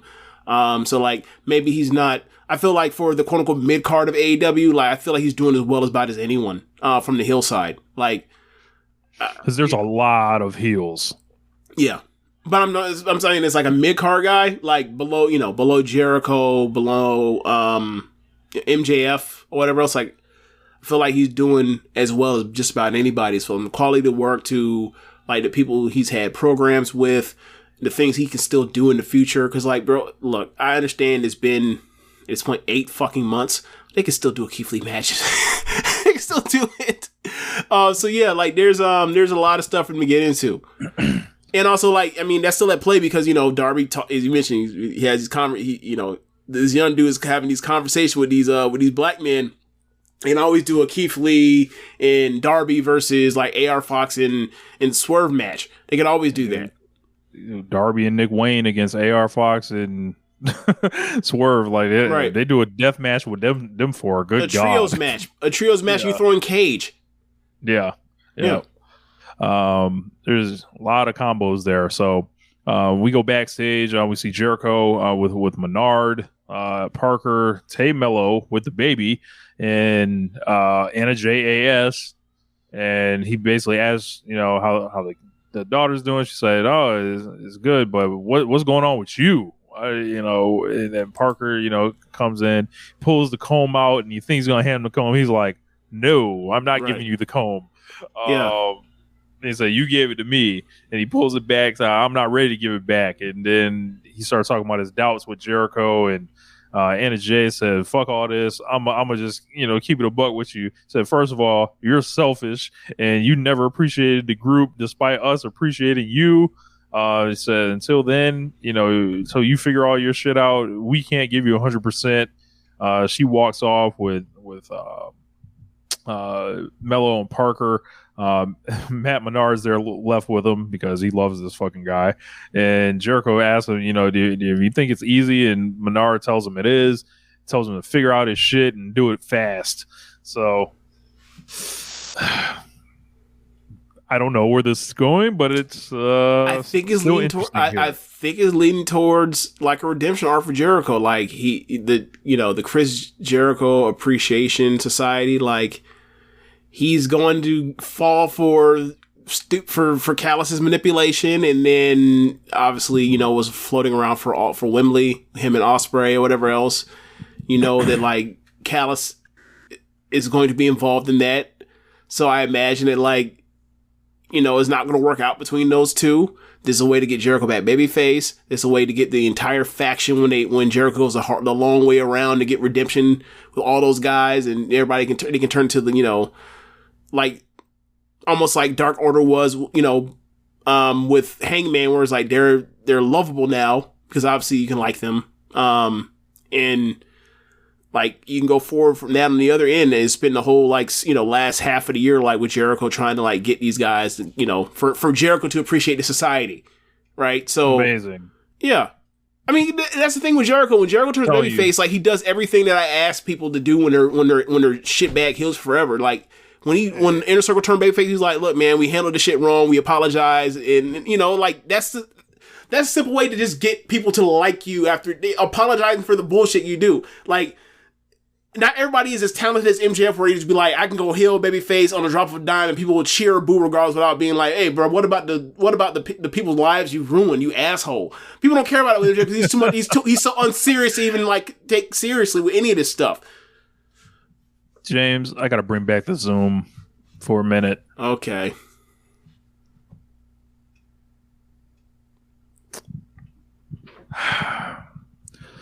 Zoom. When Jake Hager puts this fucking hat back on, you want to talk about cinema. Don't ever fucking count out Chris Jericho. Oh my God. Don't do it.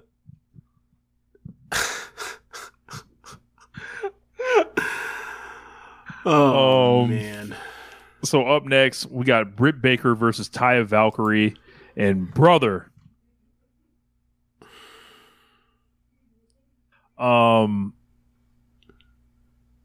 take it away, James. I don't. This was like 5 days ago, so I don't really remember. I just remember I remember this match stunk, and I saw it early. This was stinking. Like before they went to commercial break, I was like, oh, this is rotten. And then they came back from commercial break, and the crowd was ready to die on this till the near falls came, and then they woke up a little bit, but they were still fucking stuff up, and I was like, yo, this match is not good. Taya has yet to impress most people I've talked to since she's came to AEW from bell to bell. They like her presentation, they like the way she carries herself and her presence and all that, but like once the bell rings, all the compliments people have go away. Britt, that being said, I thought Britt was worse than her in this match. I thought that, like, Britt has this bad tendency, and Julia has a tendency too, but Julia also is a way different level of wrestler, so she get away with it. Where, like, she breaks into bad body language that doesn't feel like it's actually, that feels like disconnected from actually selling pain and anguish and exhaustion during matches. Like, it's bad posture. And, like, the bad posture supposed to be her version of selling. It is not actually good. It is kind of jars you or actually pulls you out in the match when you watch her. Britt, I'm talking about. So that was happening, but like that's her usual, so it's fine. She kind of hides that when she's in the tag matches. Why her tag matches have been so. That's why her match has been better when she's been in tags with Jamie because she has to sell less. But there was just mistimed stuff left and right where like she's supposed to be going up for the the tease of the Glam Slam. I forgot what Taya calls it, or Jaded, more recent name for the move. And like Britt, like I don't know, she was trying to get a hand escape or do some type of hand stuff to get out of it, and they fell both. Britt fell on her face. Taya fell on her ass and laughed, and basically like got on top of her and did ground and pound. It looked terrible, and then they moved on. And then later in the match, they tried it again, and they fucked that up again too. And I was like, what the fuck? Britt also missed a super kick by like half a foot. But it's one of those things where like you miss by half a foot, but like the camera angle made it look worse than actual miss was. Like if she because they were zoomed in, like it was on a floor camera, it was just on from the hard camera. It wouldn't have looked as bad because we've seen people miss super kicks from the hard camera. It looked worse. It was just a mess. It was a mess. It's one of those things where it's like they going through it, and I'm sure they watch it or they feeling it that this is the shits, and like they just got to get it over with and get to the back. These two definitely had a rough night for sure. I don't think either would come out here and tell you this was their best performance or anything like that. It seems like this match kind of became a microcosm to take out every issue that people have had with the AEW women's division. On it or take it out on this match. And I think a lot of people were being like unnecessarily mean to Taya and Britt. Britt started firing back at people. Taya came out with like essentially the get off my back tweet, the nice version of it. And I just kind of felt bad for him. I was like, all right, man, people acting like they never seen a bad match before. Cause like, I got news for you. There's a lot of bad matches to pick from the AEW women's division. Like, and the outsides, the response seemed bigger, obviously because of, who both of these ladies are. And it's just like, there's a lot of camps that make up the people that don't fuck with Britt Baker. Taya doesn't necessarily like. Taya is weird because like you have, I think, a loud section of people that I think support her and say she's really good and everything like that. Then there's almost like this equal opposite people, like community that James talked about. People like they're just never impressed with her, that don't do anything. I'm kind of in the middle on her, so I'm like, I don't, whatever. But I don't. Up until this match, I've always been like, just with her, right? She's fine. Like, I just say she's fine and leave it at that. This is the first match where I was like, yo, this is just outright bad. Yeah. So like this whole thing was like, it exploded, I think, almost way bigger than it needed to be. And it got like, it went to a lot of other places that I thought was very unbecoming of a lot of folks. And, if it's just bad wrestling, it's bad. Like if it's bad wrestling, it's bad wrestling. I think you can call that out. Yeah. And I think if you leave it there, that's cool. Like, but it's just like I saw that Taya tweeted out something about people were making comments about her appearance or whatever else. And I was just like, I'm sure she does get that. I've never seen it because, I don't tend to, Twitter search her name or anything like that. But, if y'all are doing that, I just don't know what the fuck's wrong with y'all. But so she's justified if she's getting that shit. She's justified to air out people saying, fuck y'all. I just have a hard time when it comes to what people respond to as far as like the criticism and what like some of the valid criticism is, and how people then turn that into justifying it like everybody just haters. And it's like, well, it's social media. You always, the shit you see is always going to be the most negative, toxic shit. So it's like they have no choice but to see it as these are all people that are fucking terrible people. So so it is what it is. But like outside of those people being assholes that should be, sent out of the spaces that we get to interact with these people with. Like, Britt had a bad week. Match, she needs to log off. Yeah, it was a bad match. Both of them were bad. It is what it is. Not the end of the world. I've seen Britt have bad match before. Not the end of the world. She'll go out there and eventually she'll have a good match. So it is what it is. It just wasn't a good night. And I don't really take it as anything on that, right? And like, I've said this for most of the year. Like, I want a AEW Women's Tag Division so I can just stick her there. Then they cut to a sign that said, book the AEW Women's Division better. And it like lingered there long enough for everyone to screenshot it. I don't know why that happened, but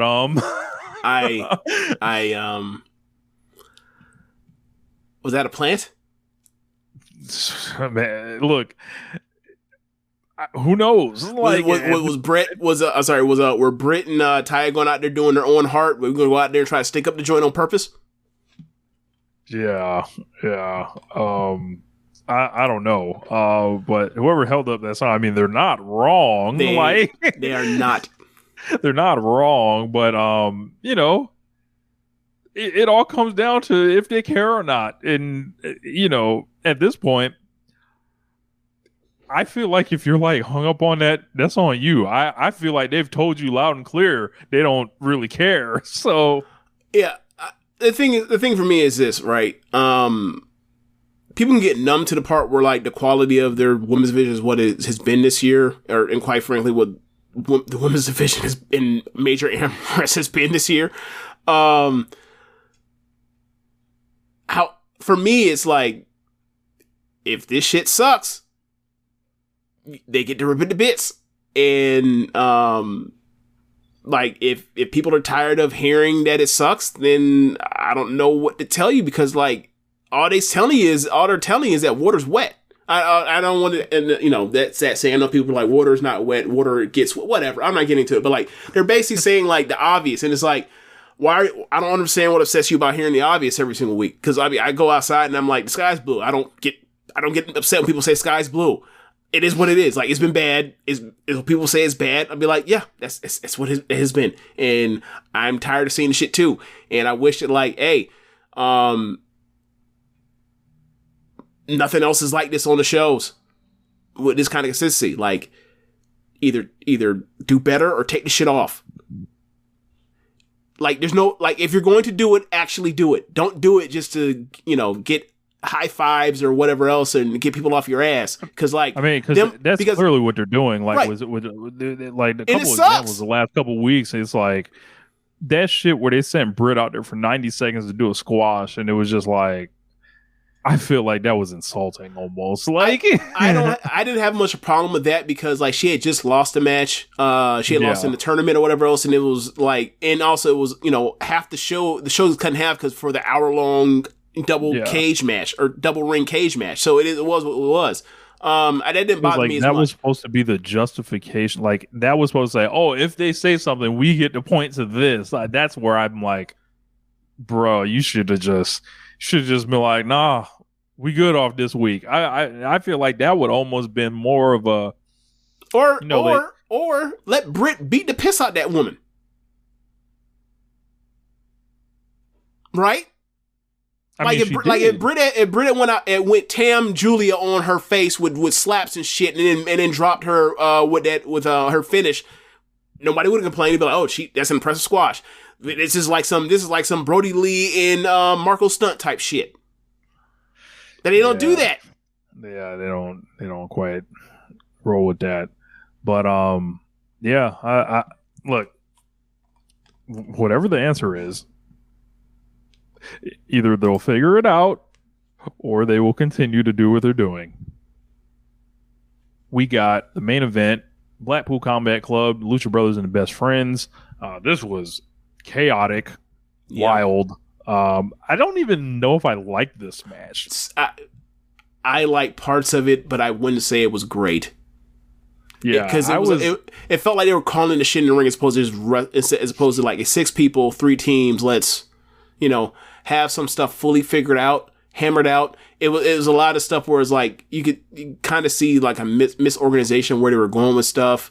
But like it wasn't bad. It was a good match, but like I don't know. I don't necessarily want to see like, you know, 2 more of these in the next, you know, 5 weeks. Yeah, I didn't really feel this one. I know they were doing cool stuff in it, but it was just like almost like not even like a why is this happening? It's just like I'm looking for an angle to kind of sprout up out of this whole thing. The only thing I can really think of is like, obviously they did the Orange Cassidy Moxley thing earlier in the show for that, and obviously, you know, with Claudio and with Pac, obviously you have Lucha Bros in Death Triangle, but like it feels like Death Triangle are like completely separated right now. Like they've had no interaction since Pac has came back. So it you know, while that affiliation is there and earned over the time that they've been together for so long, Pac has been gone for so long that it feels like he's not even with them. So it was a lot of stuff. It wasn't completely clean, but you know, I would say it was a good match. So kind of like the big thing that happened was Orange Cassidy ended up coming out to confront Mox, kind of getting the revenge for earlier. Lucha Brothers ended up getting the win after Moxley was occupied in the aisle. I believe Castagnoli got either distracted. I think, and then it all broke down into a big brawl, and they were all running it, and they were like, "Oh, we just got an announcement of a 3-way match with Trent, Pentagon, and Moxley. Anything goes next week." So all those lunatics are probably gonna, Trent's fucked. Trent's in there with Pentagon and fucking Moxley. He's fucked. Like, I know Trent's a crazy man himself, but nah. Yeah, but I'm just saying kayfabe wise, obviously what I mean is like, yo, you know, that's rough. That's tough. That's tough, brother. Yep. And then we got Collision this week. I actually watched Collision first run. I was home not doing much, so I was cooking, and I was like, oh, I might as well throw it on. And then opened with a ladder match, Andrade versus Buddy Matthews. Andrade with the new hair style, kind of new the gear. ponytail joint. Yeah, the ponytail joint. And then they had a very physical ladder match, a lot of like big kind of bumps and guys like taking pain. Yeah, I love this match. I thought the pacing for it was excellent. I thought that the way that they sold things to make things believe, like for example, like when the first real big spot they did was Andrade throws him out to the floor like by the big ladder, and Murphy, he bumps the ladder and get it to wobble just a little bit so that the refs hold it in place because they didn't want it to fall, and it then justifies the refs still holding it so that they can do the spot where Andrade jumps off of the apron onto the ladder and does the moonsault off the ladder, as opposed to like if they just did that without doing that little bump beforehand, you're like, why the fuck is the ref holding this ladder? It has nothing to do with it. It was like, no, I was about to tilt over like 15 seconds ago. Like, so I thought their thought process to making everything make sense in this match was just brilliant. Like, this is the actual real storytelling. And, you know, obviously they did the crazy Andrade sunset flip bomb off the top of the fucking ladder through a ladder bridge. It's nasty. Yeah. I heard people trying to say that, you know, this is being ripped off from the women at Money in the Bank. I'm like, no, man. This is what Andrade was doing in like 2019. Like, try again, motherfucker. Like, right. Like, you're saying he sampled his own fucking beat? Oh, I'm sorry. Like, that's how you're allowed to do that, right? He didn't got to pay publishing. So then, you know, there's also the spot where like they had a ladder bridge that was going from on the other side. It was going from the ring to the announce table. And like Andrade sets up to go for a spear, and then like it ends up turning to like Murphy catches him and hits him with a double arm DDT onto the ladder bridge. That was awesome. Like, it was just so much good stuff. And then like the Julia was around. Julia's the reason why they have the mask. Julia Hart gets involved with the chain, or sorry, the handcuffs. The handcuff stuff gets thwarted pretty fast. He puts Murphy in the handcuffs. He throws the handcuff key away. And how Julia dropped the key by Andrade was also smart, because like she was so shocked that Murphy got hit with got kicked with the chair as Murphy was charged with the chair, that like she just dropped it to just go check on him. So that was believable as well. It was like, oh shit, you're hurt. Let me go check on you. And I forgot what I was doing and what I was holding. And Andrade gets it. He unlocks the key, puts Murphy into the thing, and then like the bolt cutters come out immediately. And he can't cut him fast enough. So like Julia has to climb up and everything, or climb up Andrade's back, which makes it believable that like he doesn't just win immediately, but he's going up at regular speed. Then he gets back into the ring. And, you know, knocks off Murphy. Murphy gets back into the ring, and then climbs up, and they go back and forth, and he knocks him off. Andrade knocks off Murphy, then puts Julia on the other side, then shoves her off after taking a couple slaps, and then wins. Like, I just thought the storytelling on it was just great. And I really love this match. And it was physical, and I thought it was really thoughtful. Really thoughtful. I probably guess 4.5. I really enjoyed the fuck out of this ladder match. I really did. Yeah, I didn't have a rating or anything. I didn't give it one, but I thought it was a good match. I thought it was very physical. They when they walked back, I would imagine they were sitting in some ice or whatever because they took it to each other. They were chopping and striking, shoving each other. And look, man, like every year, there's best maneuver and on the Observer Awards, whatever else, and you always see like One Wing Angel or Stormbreaker or like Twilight or the Violet Screwdriver the last couple years. Like whatever we never found out the name of this thing. Whatever the name is of that kick spin elbow thing that Andrade has done like since 2018. He needs a name for that fucking thing so it can get listed in top 10. That shit's always awesome looking. Yeah. So from there, Tony Schiavone attempted to talk to Miro, and then he was attacked by Aaron Solo of QTV, and I immediately broke into hysterical laughter because I was like, wow, Miro's feud is QTV. Yep. If this don't tell it all, I don't know what will. Yep. Get a nice little easy win. Just like the rest of them, when you don't want to work with anybody, or you don't want to lose anybody, we got to put you in there with people you can beat, I guess. Yep. So, then all of a sudden Darby Allin came out, and this night on Collision, I'll make an overall point. They was trying to throw the scent off tonight. I don't know if y'all noticed this. Whatever, like they was doing the lucha trios matches. They was bringing Japanese wrestlers in. People from Dynamite were coming in. Man, I think this was the best episode of Collision so far. I've seen 3 of the 6. I would say this was the best one by a mile. I'm like, man, like damn. Once they start doing the, Rich, once they start appealing to what like the general AEW fan likes. So it's amazing what can happen. Rich, see, this is what you're saying. This is what I'll say. This show, while being the best Dynamite show or being the best Collision show I've seen, is like very, very apparent to me that like they are running a skeleton crew for what that roster is, and they have to outsource a lot to keep this thing going on a week-to-week basis, and like that's a part of this whole thing with like CM Punk and to a far lesser extent FTR, but mostly CM Punk, almost entirely CM Punk, is trying to talk himself into working with the rest of the main eventers because the rest of the main eventers have obviously frozen him out.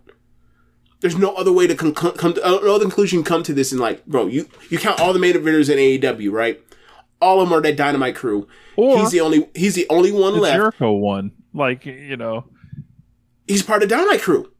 Yeah, but from what I was led to believe, like there was like Jericho was supposed to like he offered to work with this guy or whatever, but well, if it ain't has happened yet, then what does that lead me to believe? Somebody, one of them don't want to work with him anymore. Down. Right. So his situation is like you look at that the people that were like basically brought in: Minoru Suzuki, Gravity. Who else? There was who else? I think Darby Allin came in, right? You look at all these people. These are people that are not part of the quote unquote the Collision guys. Core of the Collision. The Collision guys. I mean, he's on his own fucking shirt now. The Collision guys, and you're looking around. It's like, ain't got that many of them, and it would behoove them to pull their heads out their asses or bridge whatever gap they need to try to bridge or whatever else to make this show to where you can get the pillars on here and Swerve on here far more often. Another part of it, like MJF has been on two collisions. Adam Cole, this was his first collision I'm aware of. Like they're not gonna be there next week, I don't think. So it's like, all right. So we are basically they're bringing in Big Bill and Cage next week. So like it's just like what I was mentioning before. When they're outsourcing these people, they're outsourcing jobs also because like I think there's I'm just going to say it on Collision. It seems like there may be an issue with getting people to lose because look at Miro, for example. Right. If someone's losing in a match, there's some bullshit behind it. Will they build it up and let someone eventually lose at the end? Sure. But it's going to be in a 2 out of 3 falls match. After 3 out of 4 weeks, all trading back and forth. But I don't have a problem with that because like Jay White and Juice Robinson and the Gun Club appear to actually be a part of the crew. Mm-hmm. That's actually the Saturday crew. So like that's fine. That's Collision on Collision. But like I'm talking about like CM Punk, Ricky Starks, Andrade, FTR, House of Black, Miro. If I didn't say Andrade, Sky.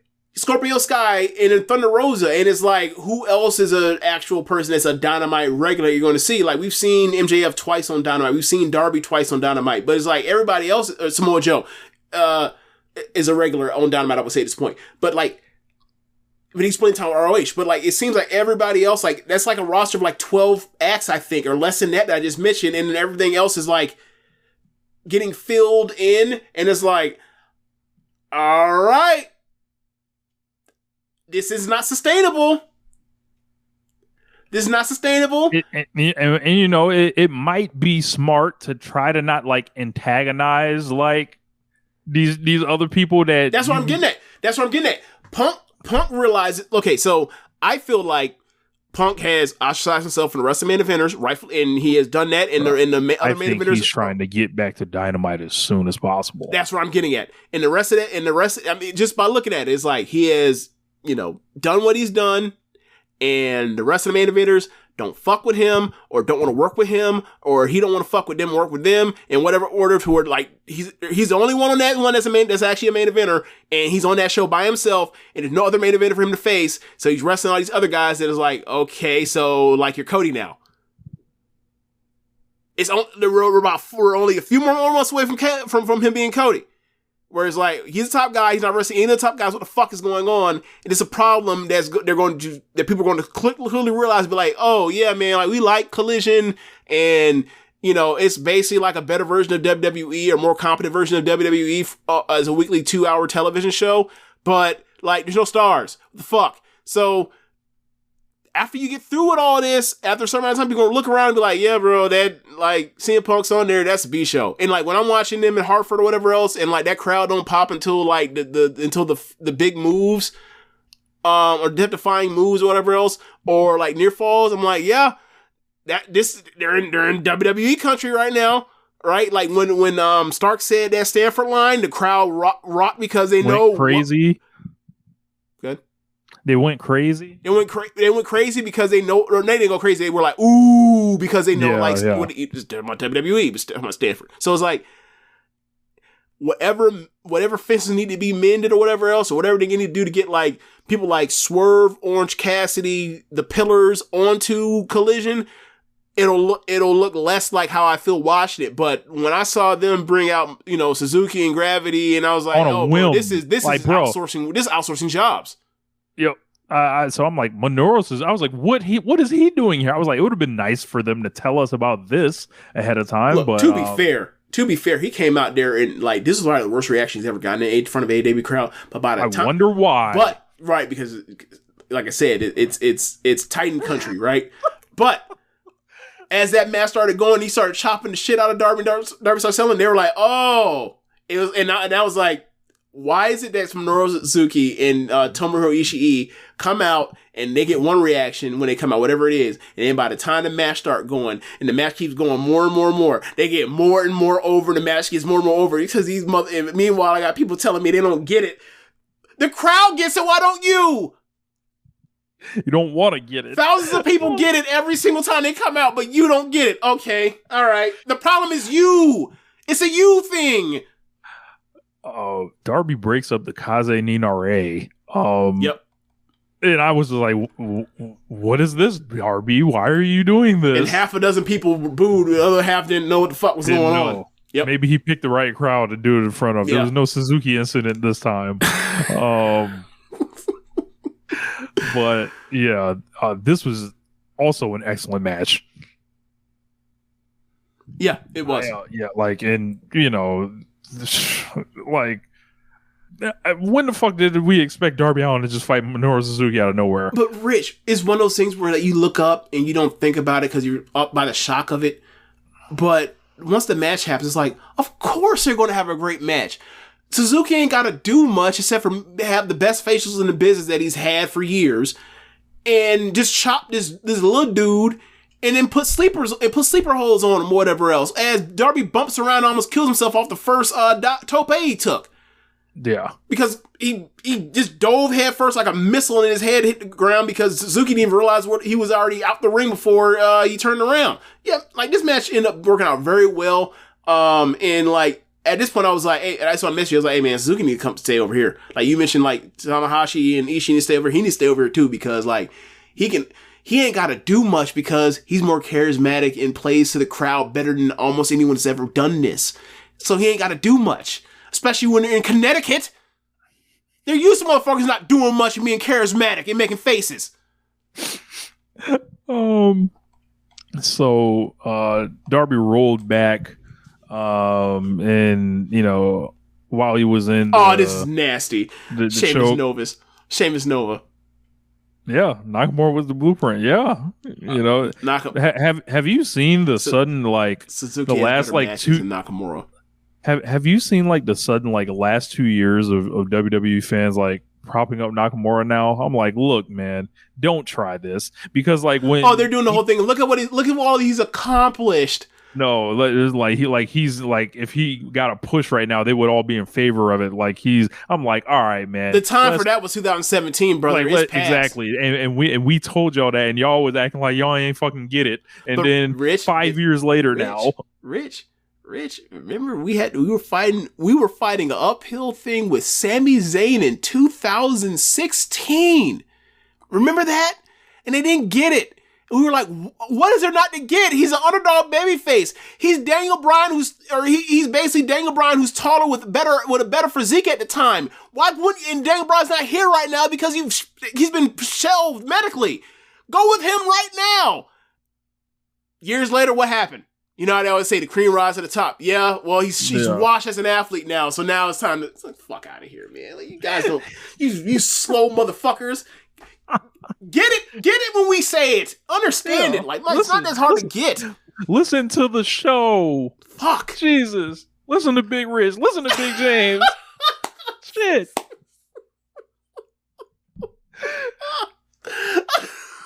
Shit. So, man. After the match, Luchasaurus and Christian Cage were on the screen. Christian Cage holding the belt. He said Darby looks ready for his shot at the TNT title, but look like you got issues elsewhere with Swerve, with Fox, and you need to focus on that before All Out. And Cage said that the TNT title meant, more now than when Darby had it. Darby's no longer qualified for this belt. It was pretty funny. Then we got a hype video with Toni Storm dressing like ass kicking Marilyn Monroe. How in the fuck bro? I honestly thought Marilyn Monroe this too as well, and I just thought it and just kept it moving. That's crazy. Yeah. Oh, she called Hikaru Shida a stupid cow and called her a pandemic champion and said, much like the pandemic, we're glad it's all over. I was like, Tony, it's not over. It's not over. It's not. We're just pretending it is. It's not over. People are still dying by the thousands. A cousin of mine had just got over it for 2 weeks. Like, fuck. The other day. At least she's a heel. So you're like, okay, she could lie, whatever else, to be mean, whatever. But I was like, it's not over. I hope you don't really believe this. You were at the PC, so you might actually believe this. It might be QAnon. You were out there indoctrinated. They sent you. They flew you radicalized. To Orlando. Yeah. You sign with the PC. You get your property a WWE shirt. You get your church manual. Speaking of that, since you brought it up to me the other day, so did you hear anything about Tim Tebow being at the PC, or is that just I think that's just a regular get down, brother. Like that's right, the prep, the prep for the Senate race in about 10 years. Rich, but we've also heard that man talk before, and you can't tell me that dude ain't no elite promo, bro. Honestly, it ain't too late. This man might be bigger. Look, he might be bigger than the game at this point. He might need to just go straight to the top. Why not run for president? I wouldn't say that. What I will say is after DeSantis fucks ends up getting his ass kicked by Trump, it's time for that 2026 gubernatorial race. Tim Tebow could be the governor of the governor of Florida, and it would not be hard for him. It would not be hard for him to be the governor. I've said this to Rich off air before. I could easily see him becoming a governor of Florida at one point if he wants to, and getting that Republican ticket, definitely, or nomination, definitely. Look, Big Tim, You know, Oh God, you're ready. Tim. You're ready. Like the crazy part about all this shit is like, I'm a Florida State fan. He was at Florida. They went undefeated. He went undefeated against Florida State and all that kind of stuff. Like, I know what his politics were from day one or whatever else. I don't dislike that guy. I don't dislike that guy. You know what I'm saying? Imagine if he ran, he would do damage. I feel like I can kick it with Tim Tebow, kind of like it's like, hey man, we just avoid a few subjects and then we'll be all right. I feel like you have to avoid a lot more subjects than you're willing to admit. But the point still stands. He will still make you feel good. The experience of meeting him, like right, he got the glow. He can do some fucking damage, some real damage, bro. It's like The Rock, but like actually like genuine, kind of like where if you met Tim Tebow, he would look you in your eye, he would talk to you, he would shake your hand, and it would be like, I'm really fucking talking to Tim Tebow. Like, and he's really listening. He's really listening. Yep. Yeah. All right, let's move on. You heard it first. You heard it first. Yeah. Yeah. Then Samoa Joe came out and they booked this match for one reason. James, please tell the people. Yes. Gravity, he does the spot that we've been talking about, that you mentioned earlier in his match against Pac, where like he does like a slow motion walk as if he is like Neil Armstrong, man on the moonwalk, super slow. And it's one of those things that like once he gets over, it will catch on, people will like it. People will start mocking it in the crowd or mimicking it in the crowd. Yes. So he does that against Joe, and Joe runs him a couple times into the corners. And it happens, and then the third time they run him into the corners, he goes up and goes for a crossbody off the second rope, and Joe then proceeds to do his move out the way thing, but does the gravity walk out the way, and then he gets him up, hits some muscle busters to win. This match was booked by Samoa Joe or Tony Khan, whoever else that was like, you know how Joe does that thing? Get him just to mock the gravity walk. And that was the only reason why this match was booked, just to do that spot, to do the gravity walk out the way of the crossbody. The Harley Race owl move, except update to 2023 with the gravity walk. That's all it was. And I thought it was fucking hilarious. It was because this match didn't go long. It was just to do that. It was just to do that. It's over in the blink of an eye. Yep. Up next, we got CM Punk out. He brought the bag out with him. He's with Tony Schiavone. He said a lot, yes. to say it lightly. So like, he began with taking like these thinly veiled shots, as we mentioned earlier, kind of at like people that weren't making the towns or whatever. A lot of people were trying to figure out what he was talking about, and I'm like, all right, well, a big topic of conversation being on the show last week. Matt Jackson was on vacation in Hawaii. I believe Nick Jackson was also on vacation. And there were a lot of people not booked or whatever. And it's like, if you're not booked, why the fuck do you need to show up? Rich, you got to remember, this is the AEW locker room. People get real mad when you're not booked for stuff, but you don't show up to TVs. Bro, I was like, all right. They be insisting that you check in. Bro. And I don't be talking about Tony Khan or anybody that is a part of the producer or any of that. I be talking about the fucking wrestlers want you to check in. I'm like, all right, bro. Like, they can't go on vacation after the big physical blow-off match they did? Like what? Like, so like, when I heard that, I was like, all right, he's at it again. Yep. And then it snowballed from there. He then declares himself the real world champion. He goes on this like kind of long story about the letter X. 5 weeks too everything. Late. Yes. Okay. So like now, thank you. So like he's already lost to Ricky Starks before. I said, that whole thing got blown up. Pulls out the belt. He spray paints the X over the belt. Over the directly E on the of E. the belt. So like it's like a double entendre, obviously. Right. And the whole thing is played. He's not saying these things to like, yeah, I'm talking about the elite. He's saying these things like, if this is my character, like this is the X represents this or whatever. But then you see like the action, and it's like, hold on, guy, like. I'm not dumb. Who are I'm the people not that stupid. that would deny this? Are they just people like just fucking? You know who would deny this? Look, like it was like the plausible deniability of it is basically the get out of jail free card. He's not talking about them. You're just crazy. Like that's. I don't. These people aren't engaging in good faith. Yeah, they're not. Yeah, so I'm like, I see that, and I'm like, great. I was like, this company and the fans could barely handle an actual interim belt. Now we have a fake real world champion running around now that has already lost a match. I'm like, I see this, and I'm just like, great. Like, we're great. Here we are. Then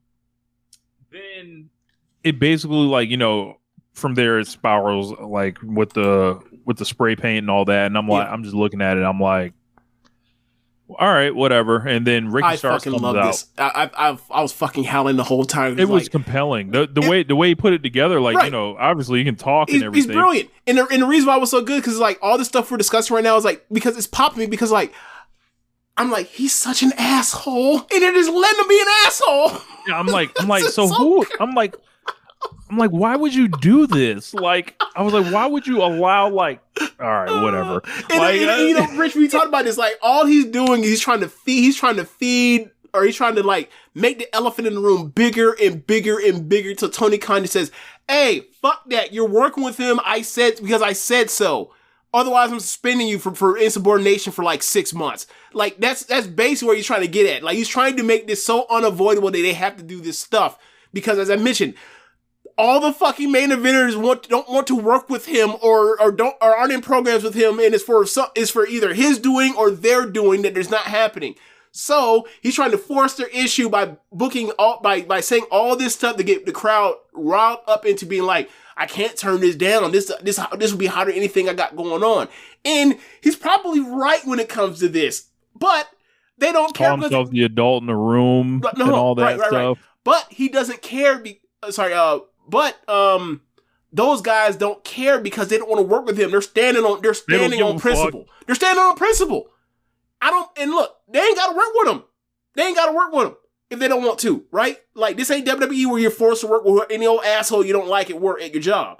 So this is what it is. He's going to continue to poke this bear, hoping that they'll eventually, you know, get over it, or be like, fuck, this be hotter than anything I'm doing right now. I may as well go over there and do it, or whatever else. And we're going to see how long this game going to go before somebody brings their ass over there to a Saturday. Whether it's Daniel Bryan or Jericho or somebody that's, you know, close to the fire, like a Claudio Moxley or some member, or Adam Page or whatever else. We'll see. But I got to say, as he's doing, you know, he's setting up his program while poking those niggas, I thought it was hilarious. Because I'm like, he's so fucking good. He's basically cutting a promo for 2 programs at the same goddamn time. Yeah, I was like completely swept up and compelled in all this. I was like, he's so fucking talented.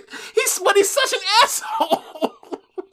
It's like, yeah, I saw this and I was like, when the Ricky part came out, so like the crowd is probably smart to point out the crowd reaction. He comes out and he's getting cheered, and then like it starts, you know.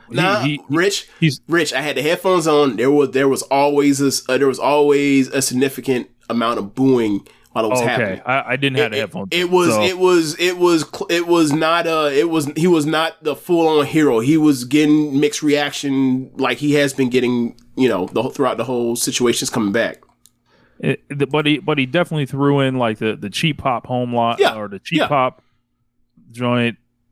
He's with Shivani, unveils the steamboat thing later. Then they bring Ricky Starks out.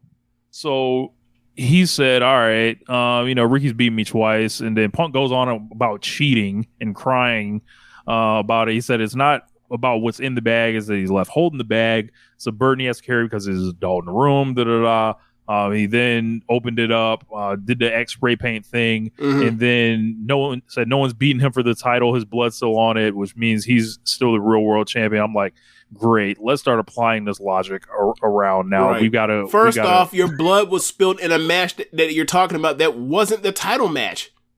You're talking about a dog collar match.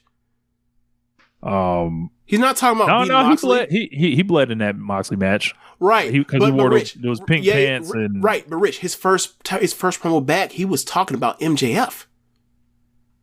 Yeah, he was talking about Moxley. So that's true. Yeah. So he didn't. Obviously he didn't say names, but like I'm in my mind, he's still talking about MJF because MJF is the quote unquote fake world champion, and he beat him. And he's bringing that thing too. That's also like someone else he's added into this thing. Yeah. So Ricky Starks came out without his music. Then he said, "All right, y'all better act like y'all seen me or whatever." And then like I'm gonna do my entrance again. Yeah, he wants to pop after he's ruined it. Yeah, like this is more. I'm not even gonna go into it. I don't know. I don't know why they did it like that. I don't. Yeah. He said whatever Punk claims is his, Starks is owed it because he's beaten him twice. From his vantage point, he's the world champion and the face of Collision, and I immediately cringed. Yeah, I don't give a fuck about the face or whatever else. Like that's a promotional thing or whatever else. Like who wins the most matches? Who are the champions because they're the best? Like, I'd be more concerned about who's the ace than the face. Wouldn't you? Then we got the split chance. Ricky's title, CM Punk. Punk basically requests a special guest referee. Stark said it don't matter who it was, whether it's Dave Prazak, Julio De Niro, or an old friend from Stanford. Crowd, woo! He said Stanford. Yep. He's gonna beat Punk again. At this point, I fucking knew somebody from 2005 Ring of Honor was coming out at some point. I thought it was gonna be Chris Hero, but it was not. After that, Punk says he accepts the challenge for next week for Collision. So these boys getting sent out there to fight the good fight against SummerSlam. Gotta say, I think I'm watching SummerSlam. I don't know if I'm watching either one of these live, but whatever. We'll see. We'll see. Yeah. Punk tells Shivani to tell Starks who's going to be the guest referee. So Shivani unveils that it's going to be Ricky Dragon Steamboat. And I was like, huh. And then immediately it was like, yeah, he refereed a match for Punk in Ring of Honor in 2004. And I saw a clip going around where like CM Punk like ran like a spot with Ricky Steamboat, and Ricky Steamboat, this is 5 years before he did the thing with Jericho. So he's even in better condition and shape. He comes off the fucking top rope and ends it with a high cross body at the end of it. It's really quite amazing that he was that great into his 50s and all that. But the last time I remember seeing that, I may have seen him, but the last time I remember seeing him, Steamboat, he chopped somebody and the chops still look good. So yeah, I don't think, obviously he's there's far less he can do now than even in 2000. Was that 2009? Yeah. But it's Greensboro. He's a legend. And I remember you messaged after I said the Steamboat thing. You messaged me saying like CM Punk's out here getting these mixed reactions. They're bringing out maybe the purest babyface of all time. Yeah, I was like, so like they're about to like they're essentially standing him next to CM Punk to like, it's like, bro, like it's like they don't know what the fuck they're doing. It's like pick a side, and then Ricky Starks doesn't help this because as we mentioned, he's a heel that's going to get cheered because he's charismatic, he can talk, he can hold his own, and I think he got the better of Punk in this, like face to face. And also the thing is like if. A lot of people like Ricky Starks, rightfully so, because we talk about how talented he is and how charismatic he is and how gifted of a talker he is, right? And he's been around a lot. And he's a good wrestler. Is he an elite wrestler in All Elite Wrestling? Probably not, but he is a more than competent wrestler on the roster. So, like, he has equity built with a lot of people, dating back all the years he's been in the company. So, like, if you are one of the people that are going to these Collision shows and you side with the elite and you are booing CM Punk, we riding with Stark. We rocking with Starks easily. It's quick. I can, if you're one of the people in Punk, when you hear that, and then you start boo. Ricky Starks come out. Yeah, get him, Ricky. Get him. Hook him up. Yeah. That's so like. The whole thing about him being a cool heel or whatever else, those are valid, but like because they're both guys and get mixed reactions because of the dynamic between them, I think it's going to work out. Like it's going to get, there's going to be turned into like CM Punk is going to get booed and cheered. Ricky Starks is going to get booed and cheered. When they get to the, you know, the boo yay stuff, whatever else, you'll get the back and forth. See Ricky Starks, CM Punk. It's going to be that. It's going to be a lot of that. So whatever, man. Like just hope that Ricky can hold up his end of the bargain because Punk isn't as good as hasn't been as good as he has been since he came back. Like so, you know, if they go out there and have a 4-star match, I would be surprised, but they're going to have a hot crowd because it's Greensboro. Yeah. I think Dave gave their last match 4 stars, and that might be one of the worst 4-star Dave ratings in the history of the Wrestling Observer newsletter. I didn't see the match, so I can't speak on it. We got a video package highlighting MJF and Cole in their last month before they went to FTR. Then we got Bullet Club Gold against Action Andretti, Darius Martin, and El Hijo del Vikingo. I was like, man, you know, we got matches with 3. We have 3 different matches with Mexican wrestlers in them. I was like, man, this is quite a different look for Collision. Yeah. So this match was fun while it lasted. But the only thing I really remember, like, as thinking like really highly of was the spot they did with Vikingo. Basically does like they do the base, like the canopy shoot moonsault off the corner to the 3 guys on the floor. That was super impressive and also super risky. And like, Vikingo, please don't fuck around and get yourself killed trying to get over in America. Don't do that. There are plenty of things you can do in your bag that don't involve you risking yourself in that kind of way. You still get over because you're excellent. Don't do it. We are not worth it. Well, if you're gonna do that shit, do it in front of a crowd that appreciates you. Do that shit on Dynamite, like.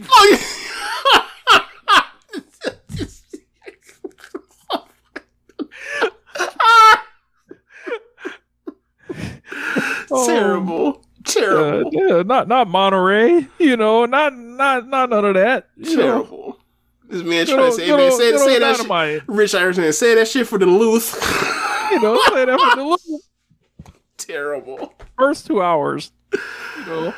Oh man. Yeah, that's gonna be funny out of all the shows that I'm gonna go to and be able to hang out at. What a combo. What an evening that's going to be. I can imagine. Boy. We're going to find out for real they listen to One Nation Radio. We're going to find out real fucking soon, ain't we? Oh, Young Trip, you missed that. Go ahead you have to get the podcast and listen to the beginning of the show. We talked about that. Yeah. Mercedes Martinez versus Kiera Hogan. I noticed one thing about this match. Actually, a few things about this match. You notice what I noticed or no? Yes, of course. Okay. But I also noticed like I think they did the spot that Britt and Taya fucked up like in the first like 30 seconds of the match. Like they like tried. There was a Cazadora spot, yeah. Yeah, I was like, was that what they were trying to go for? Like, and then they were like, show, oh, we can actually do that. Like, that's Britt and Taya can do it too. They just fucked it up. That's all. Yeah. Like, I don't think there's. I don't think that Mercedes or Kiera have smoked with those two that I was aware of to where they would do that sort of thing.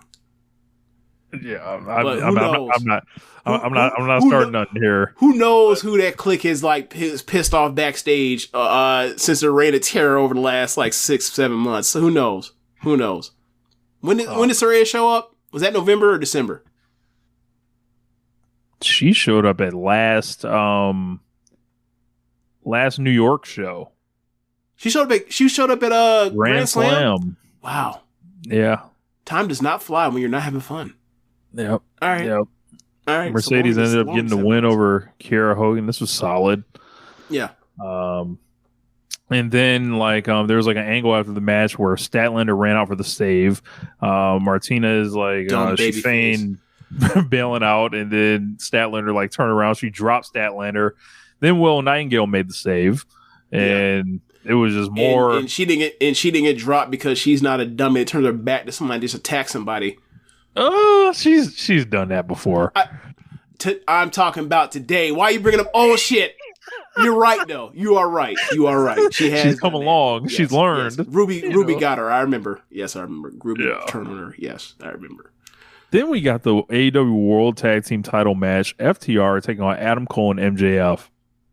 And man, this was a great match until the end, I think.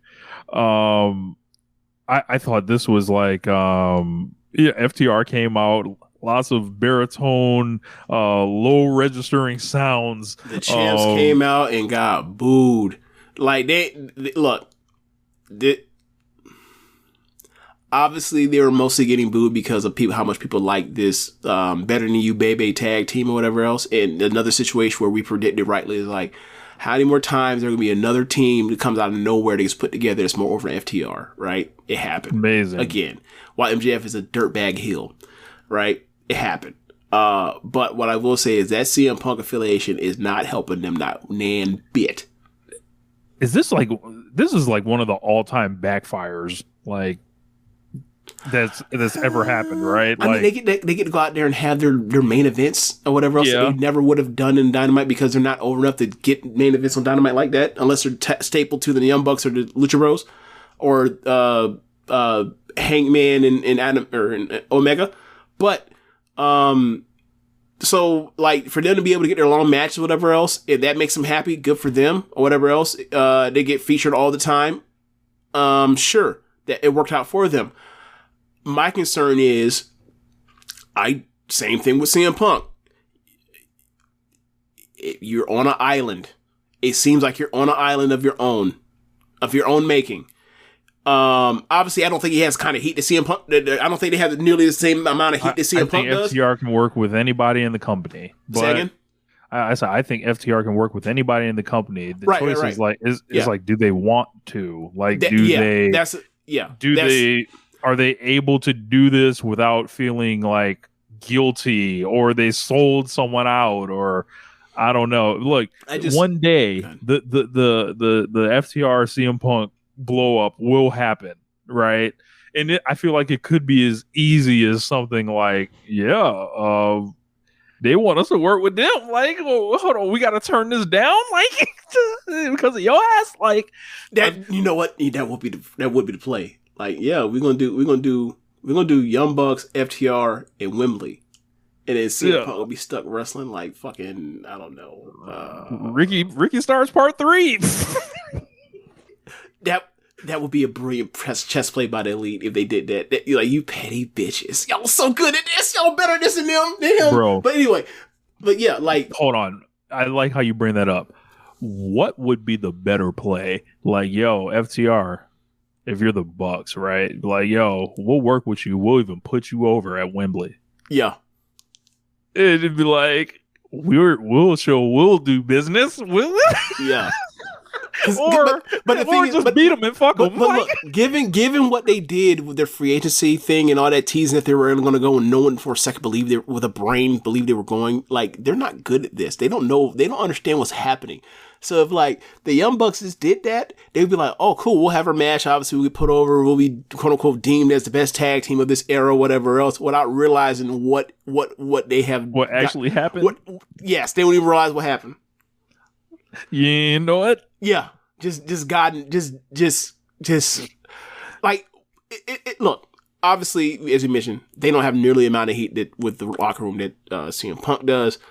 But like the problem with what feels like what we've seen out of the first 6 weeks of Collision is that like the similar thing. Like there is not many 2v2 tag teams or 2-person tag teams on Collision. Like to my knowledge that I can think of, we got ourselves FTR, we got ourselves the 2 Bullet Club Gold teams.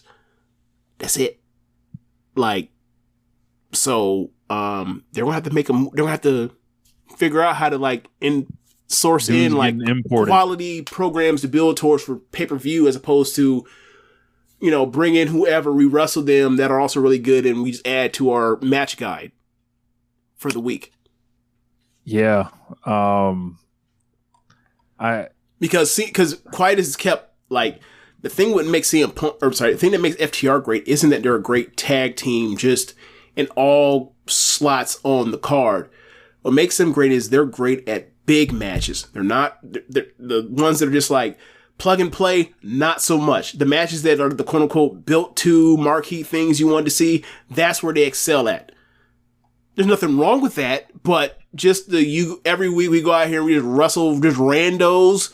That's not what's gonna keep them, where they've been the last few years as, or since they got to AEW, is them wrestling guys that they built towards matches that you care about. So people definitely cared about this match. They wanted MJF and Cole to win. Yes. As MJF is trying to kick Dax in the dick left and right throughout the whole entire match. Amazing. Look, there's a reason why this happened in Connecticut, because it was Connecticut psychology. It was, we don't care if he cheats or whatever else. We just want the people that we want to win. Amazing. I saw this and it was awesome. It was still awesome. I thought they were working. I thought everybody worked like pretty hard in this match. We got the t-shirt versions of Better Than You, Baby. Yeah. If they weren't winning the match, they were definitely leaving with something. Well, it wasn't the Better Than You, Baby shirts. It was the double clothesline shirt. Oh, okay. Yeah. They got two shirts now. Got to make sure you model those and encourage people to go pick them joints up. So I want to know, right? Who was it? Like, was it Adam Cole? Was it MJF? Was it someone backstage? Was it Tony Khan that said, "Hey, man, we're not blowing you up to go right now to do this. We got merch to sell. After all, they joked that we're a t-shirt company. We got t-shirts to sell selling this bullshit." Yeah. Might as well go to that. Let them wrestle solid with the shirts match, on. but I love the match. I love the match. I love how they set up towards, like, as you mentioned, like the stuff with Dax and with MJF going back to when the Pinnacle walked out on MJF, going to last week when they did the, talk about Dax, being a my daughter, my family merchant, getting to, them at the beginning of the match, and they're all trying to, and MJF's trying to kick him in the nuts too. Like, they get him in MJF at the end, and then it turns into, like, it's a heated thing. Like, I thought it was all well told throughout the build-up of this and throughout the match. It was really, really good. And also, I like the part where it's like, they were like, it happened on the end, but like the fourth time when they finally won, like, that was like the fourth time that FTR pulled the trunk or grabbed the trunks on pinfall. Cheating. They were cheating too. Like, it was a match of four scoundrels, and only one of them had any bit of like dignity in Adam Cole. The rest of them were like, we got bad history. We don't care how we beat him. Fuck that guy. Fuck that other side. And three of them were trying to cheat any way they could to win. Cole was the only one that didn't. And then MJF kind of goes into this thing. They basically said, if we win, I'll give you the tag team or the world title match to Cole. But it looks like Cole's like done for. Like, he's about to get put in the shatter machine. Pushes Cole out the way. Yep.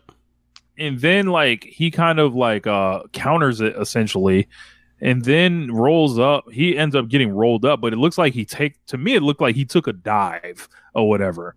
To where it was like, all right, like, in order to not have to give you this shot, I'll lose the match on purpose or whatever to protect that. And it just looked weird to me. Like, it just, I don't know if that was MJF not being smooth or something like that. I think it was not being smooth. I don't think he's 4D chesting that bad, because he could have just let Adam Cole die, and he still wouldn't have to give him that title shot because they didn't win. True.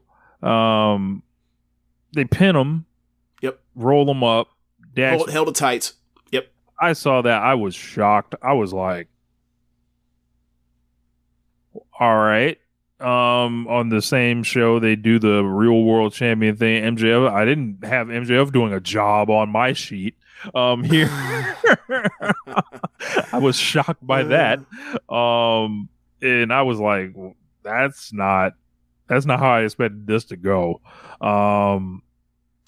Then after the match, a lot of overacting and Adam Cole grabbing the belt, handed it to MJF, saying it's not your fault. We lost as a MJF team. MJF fake crying.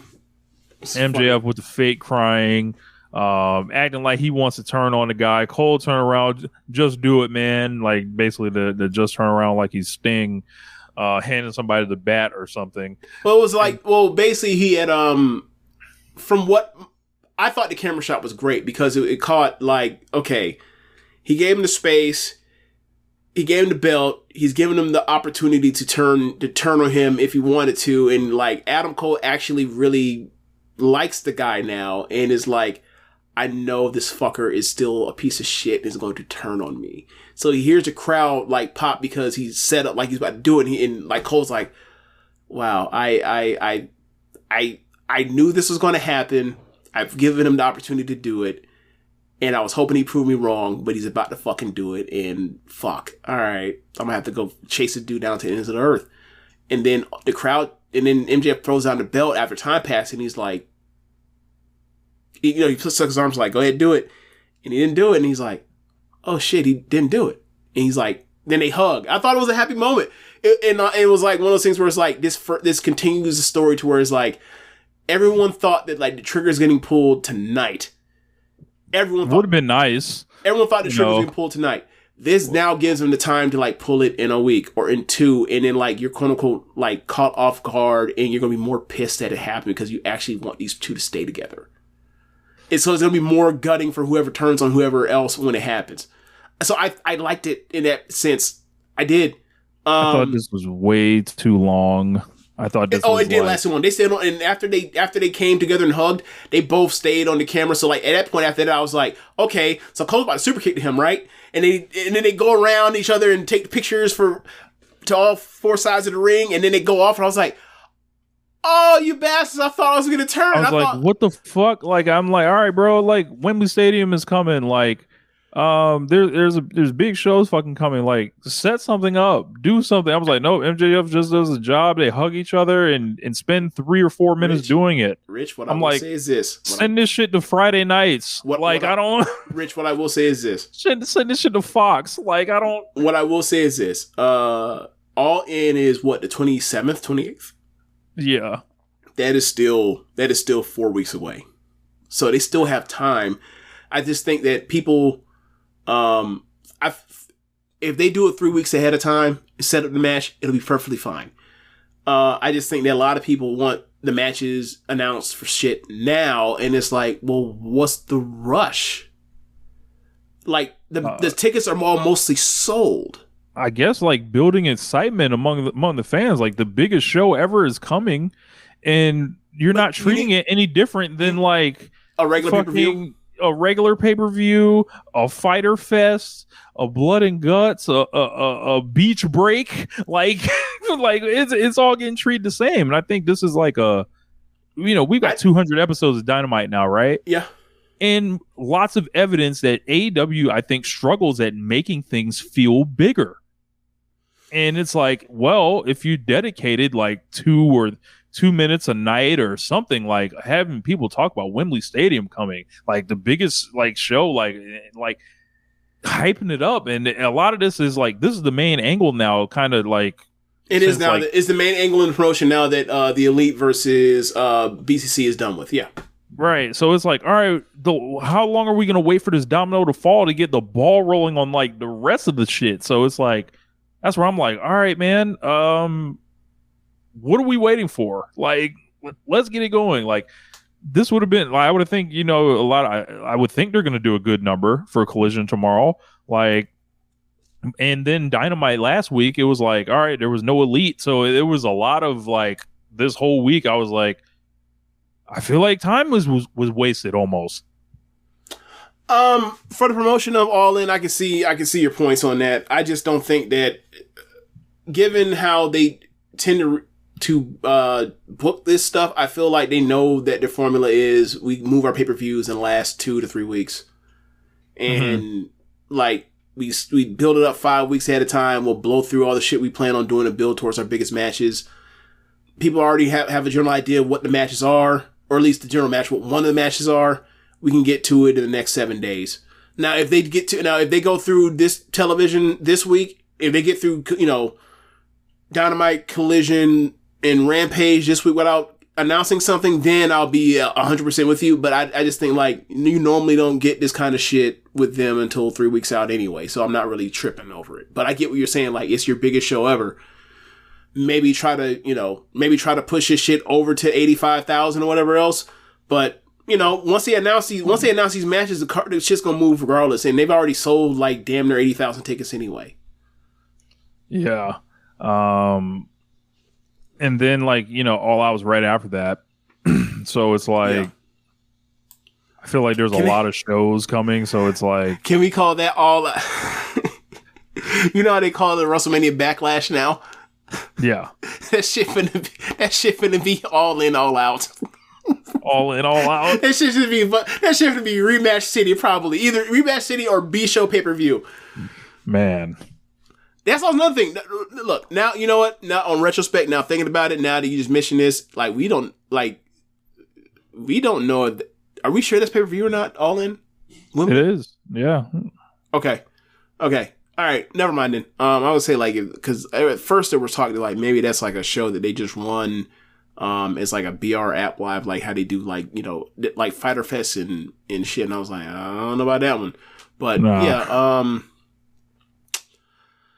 I'm like, man, you got two, like, I don't know, man. Like, you got 2 fucking pay-per-views this month. Like, we just waiting to fucking try to sell them. Look, if that shit turns out to be, Adam Cole versus MJF in Wembley, and then, like, the next week they go back to MJF and Punk in Chicago, like, it shit won't matter. It'll be fine. It'll all be fine because those would be the hot ass things. But, we'll see. Like, they got to start announcing shit this week. I would say it had to be this week because it's more in line of how they do this shit. So I wasn't really sweating it, but you are right. Like, if it is your biggest show, you should probably jump it, a couple weeks earlier than what you normally do. Yeah. Besides that, don't have too much else. Yeah. I guess that's in the show, right? Yep. Yeah, that's in the show, y'all. Thanks for listening. If you are watching from the stream, you can go to Big Rich's Cash App. You can go to Big James's PayPal. You can donate there. If you're listening from the podcast, you can.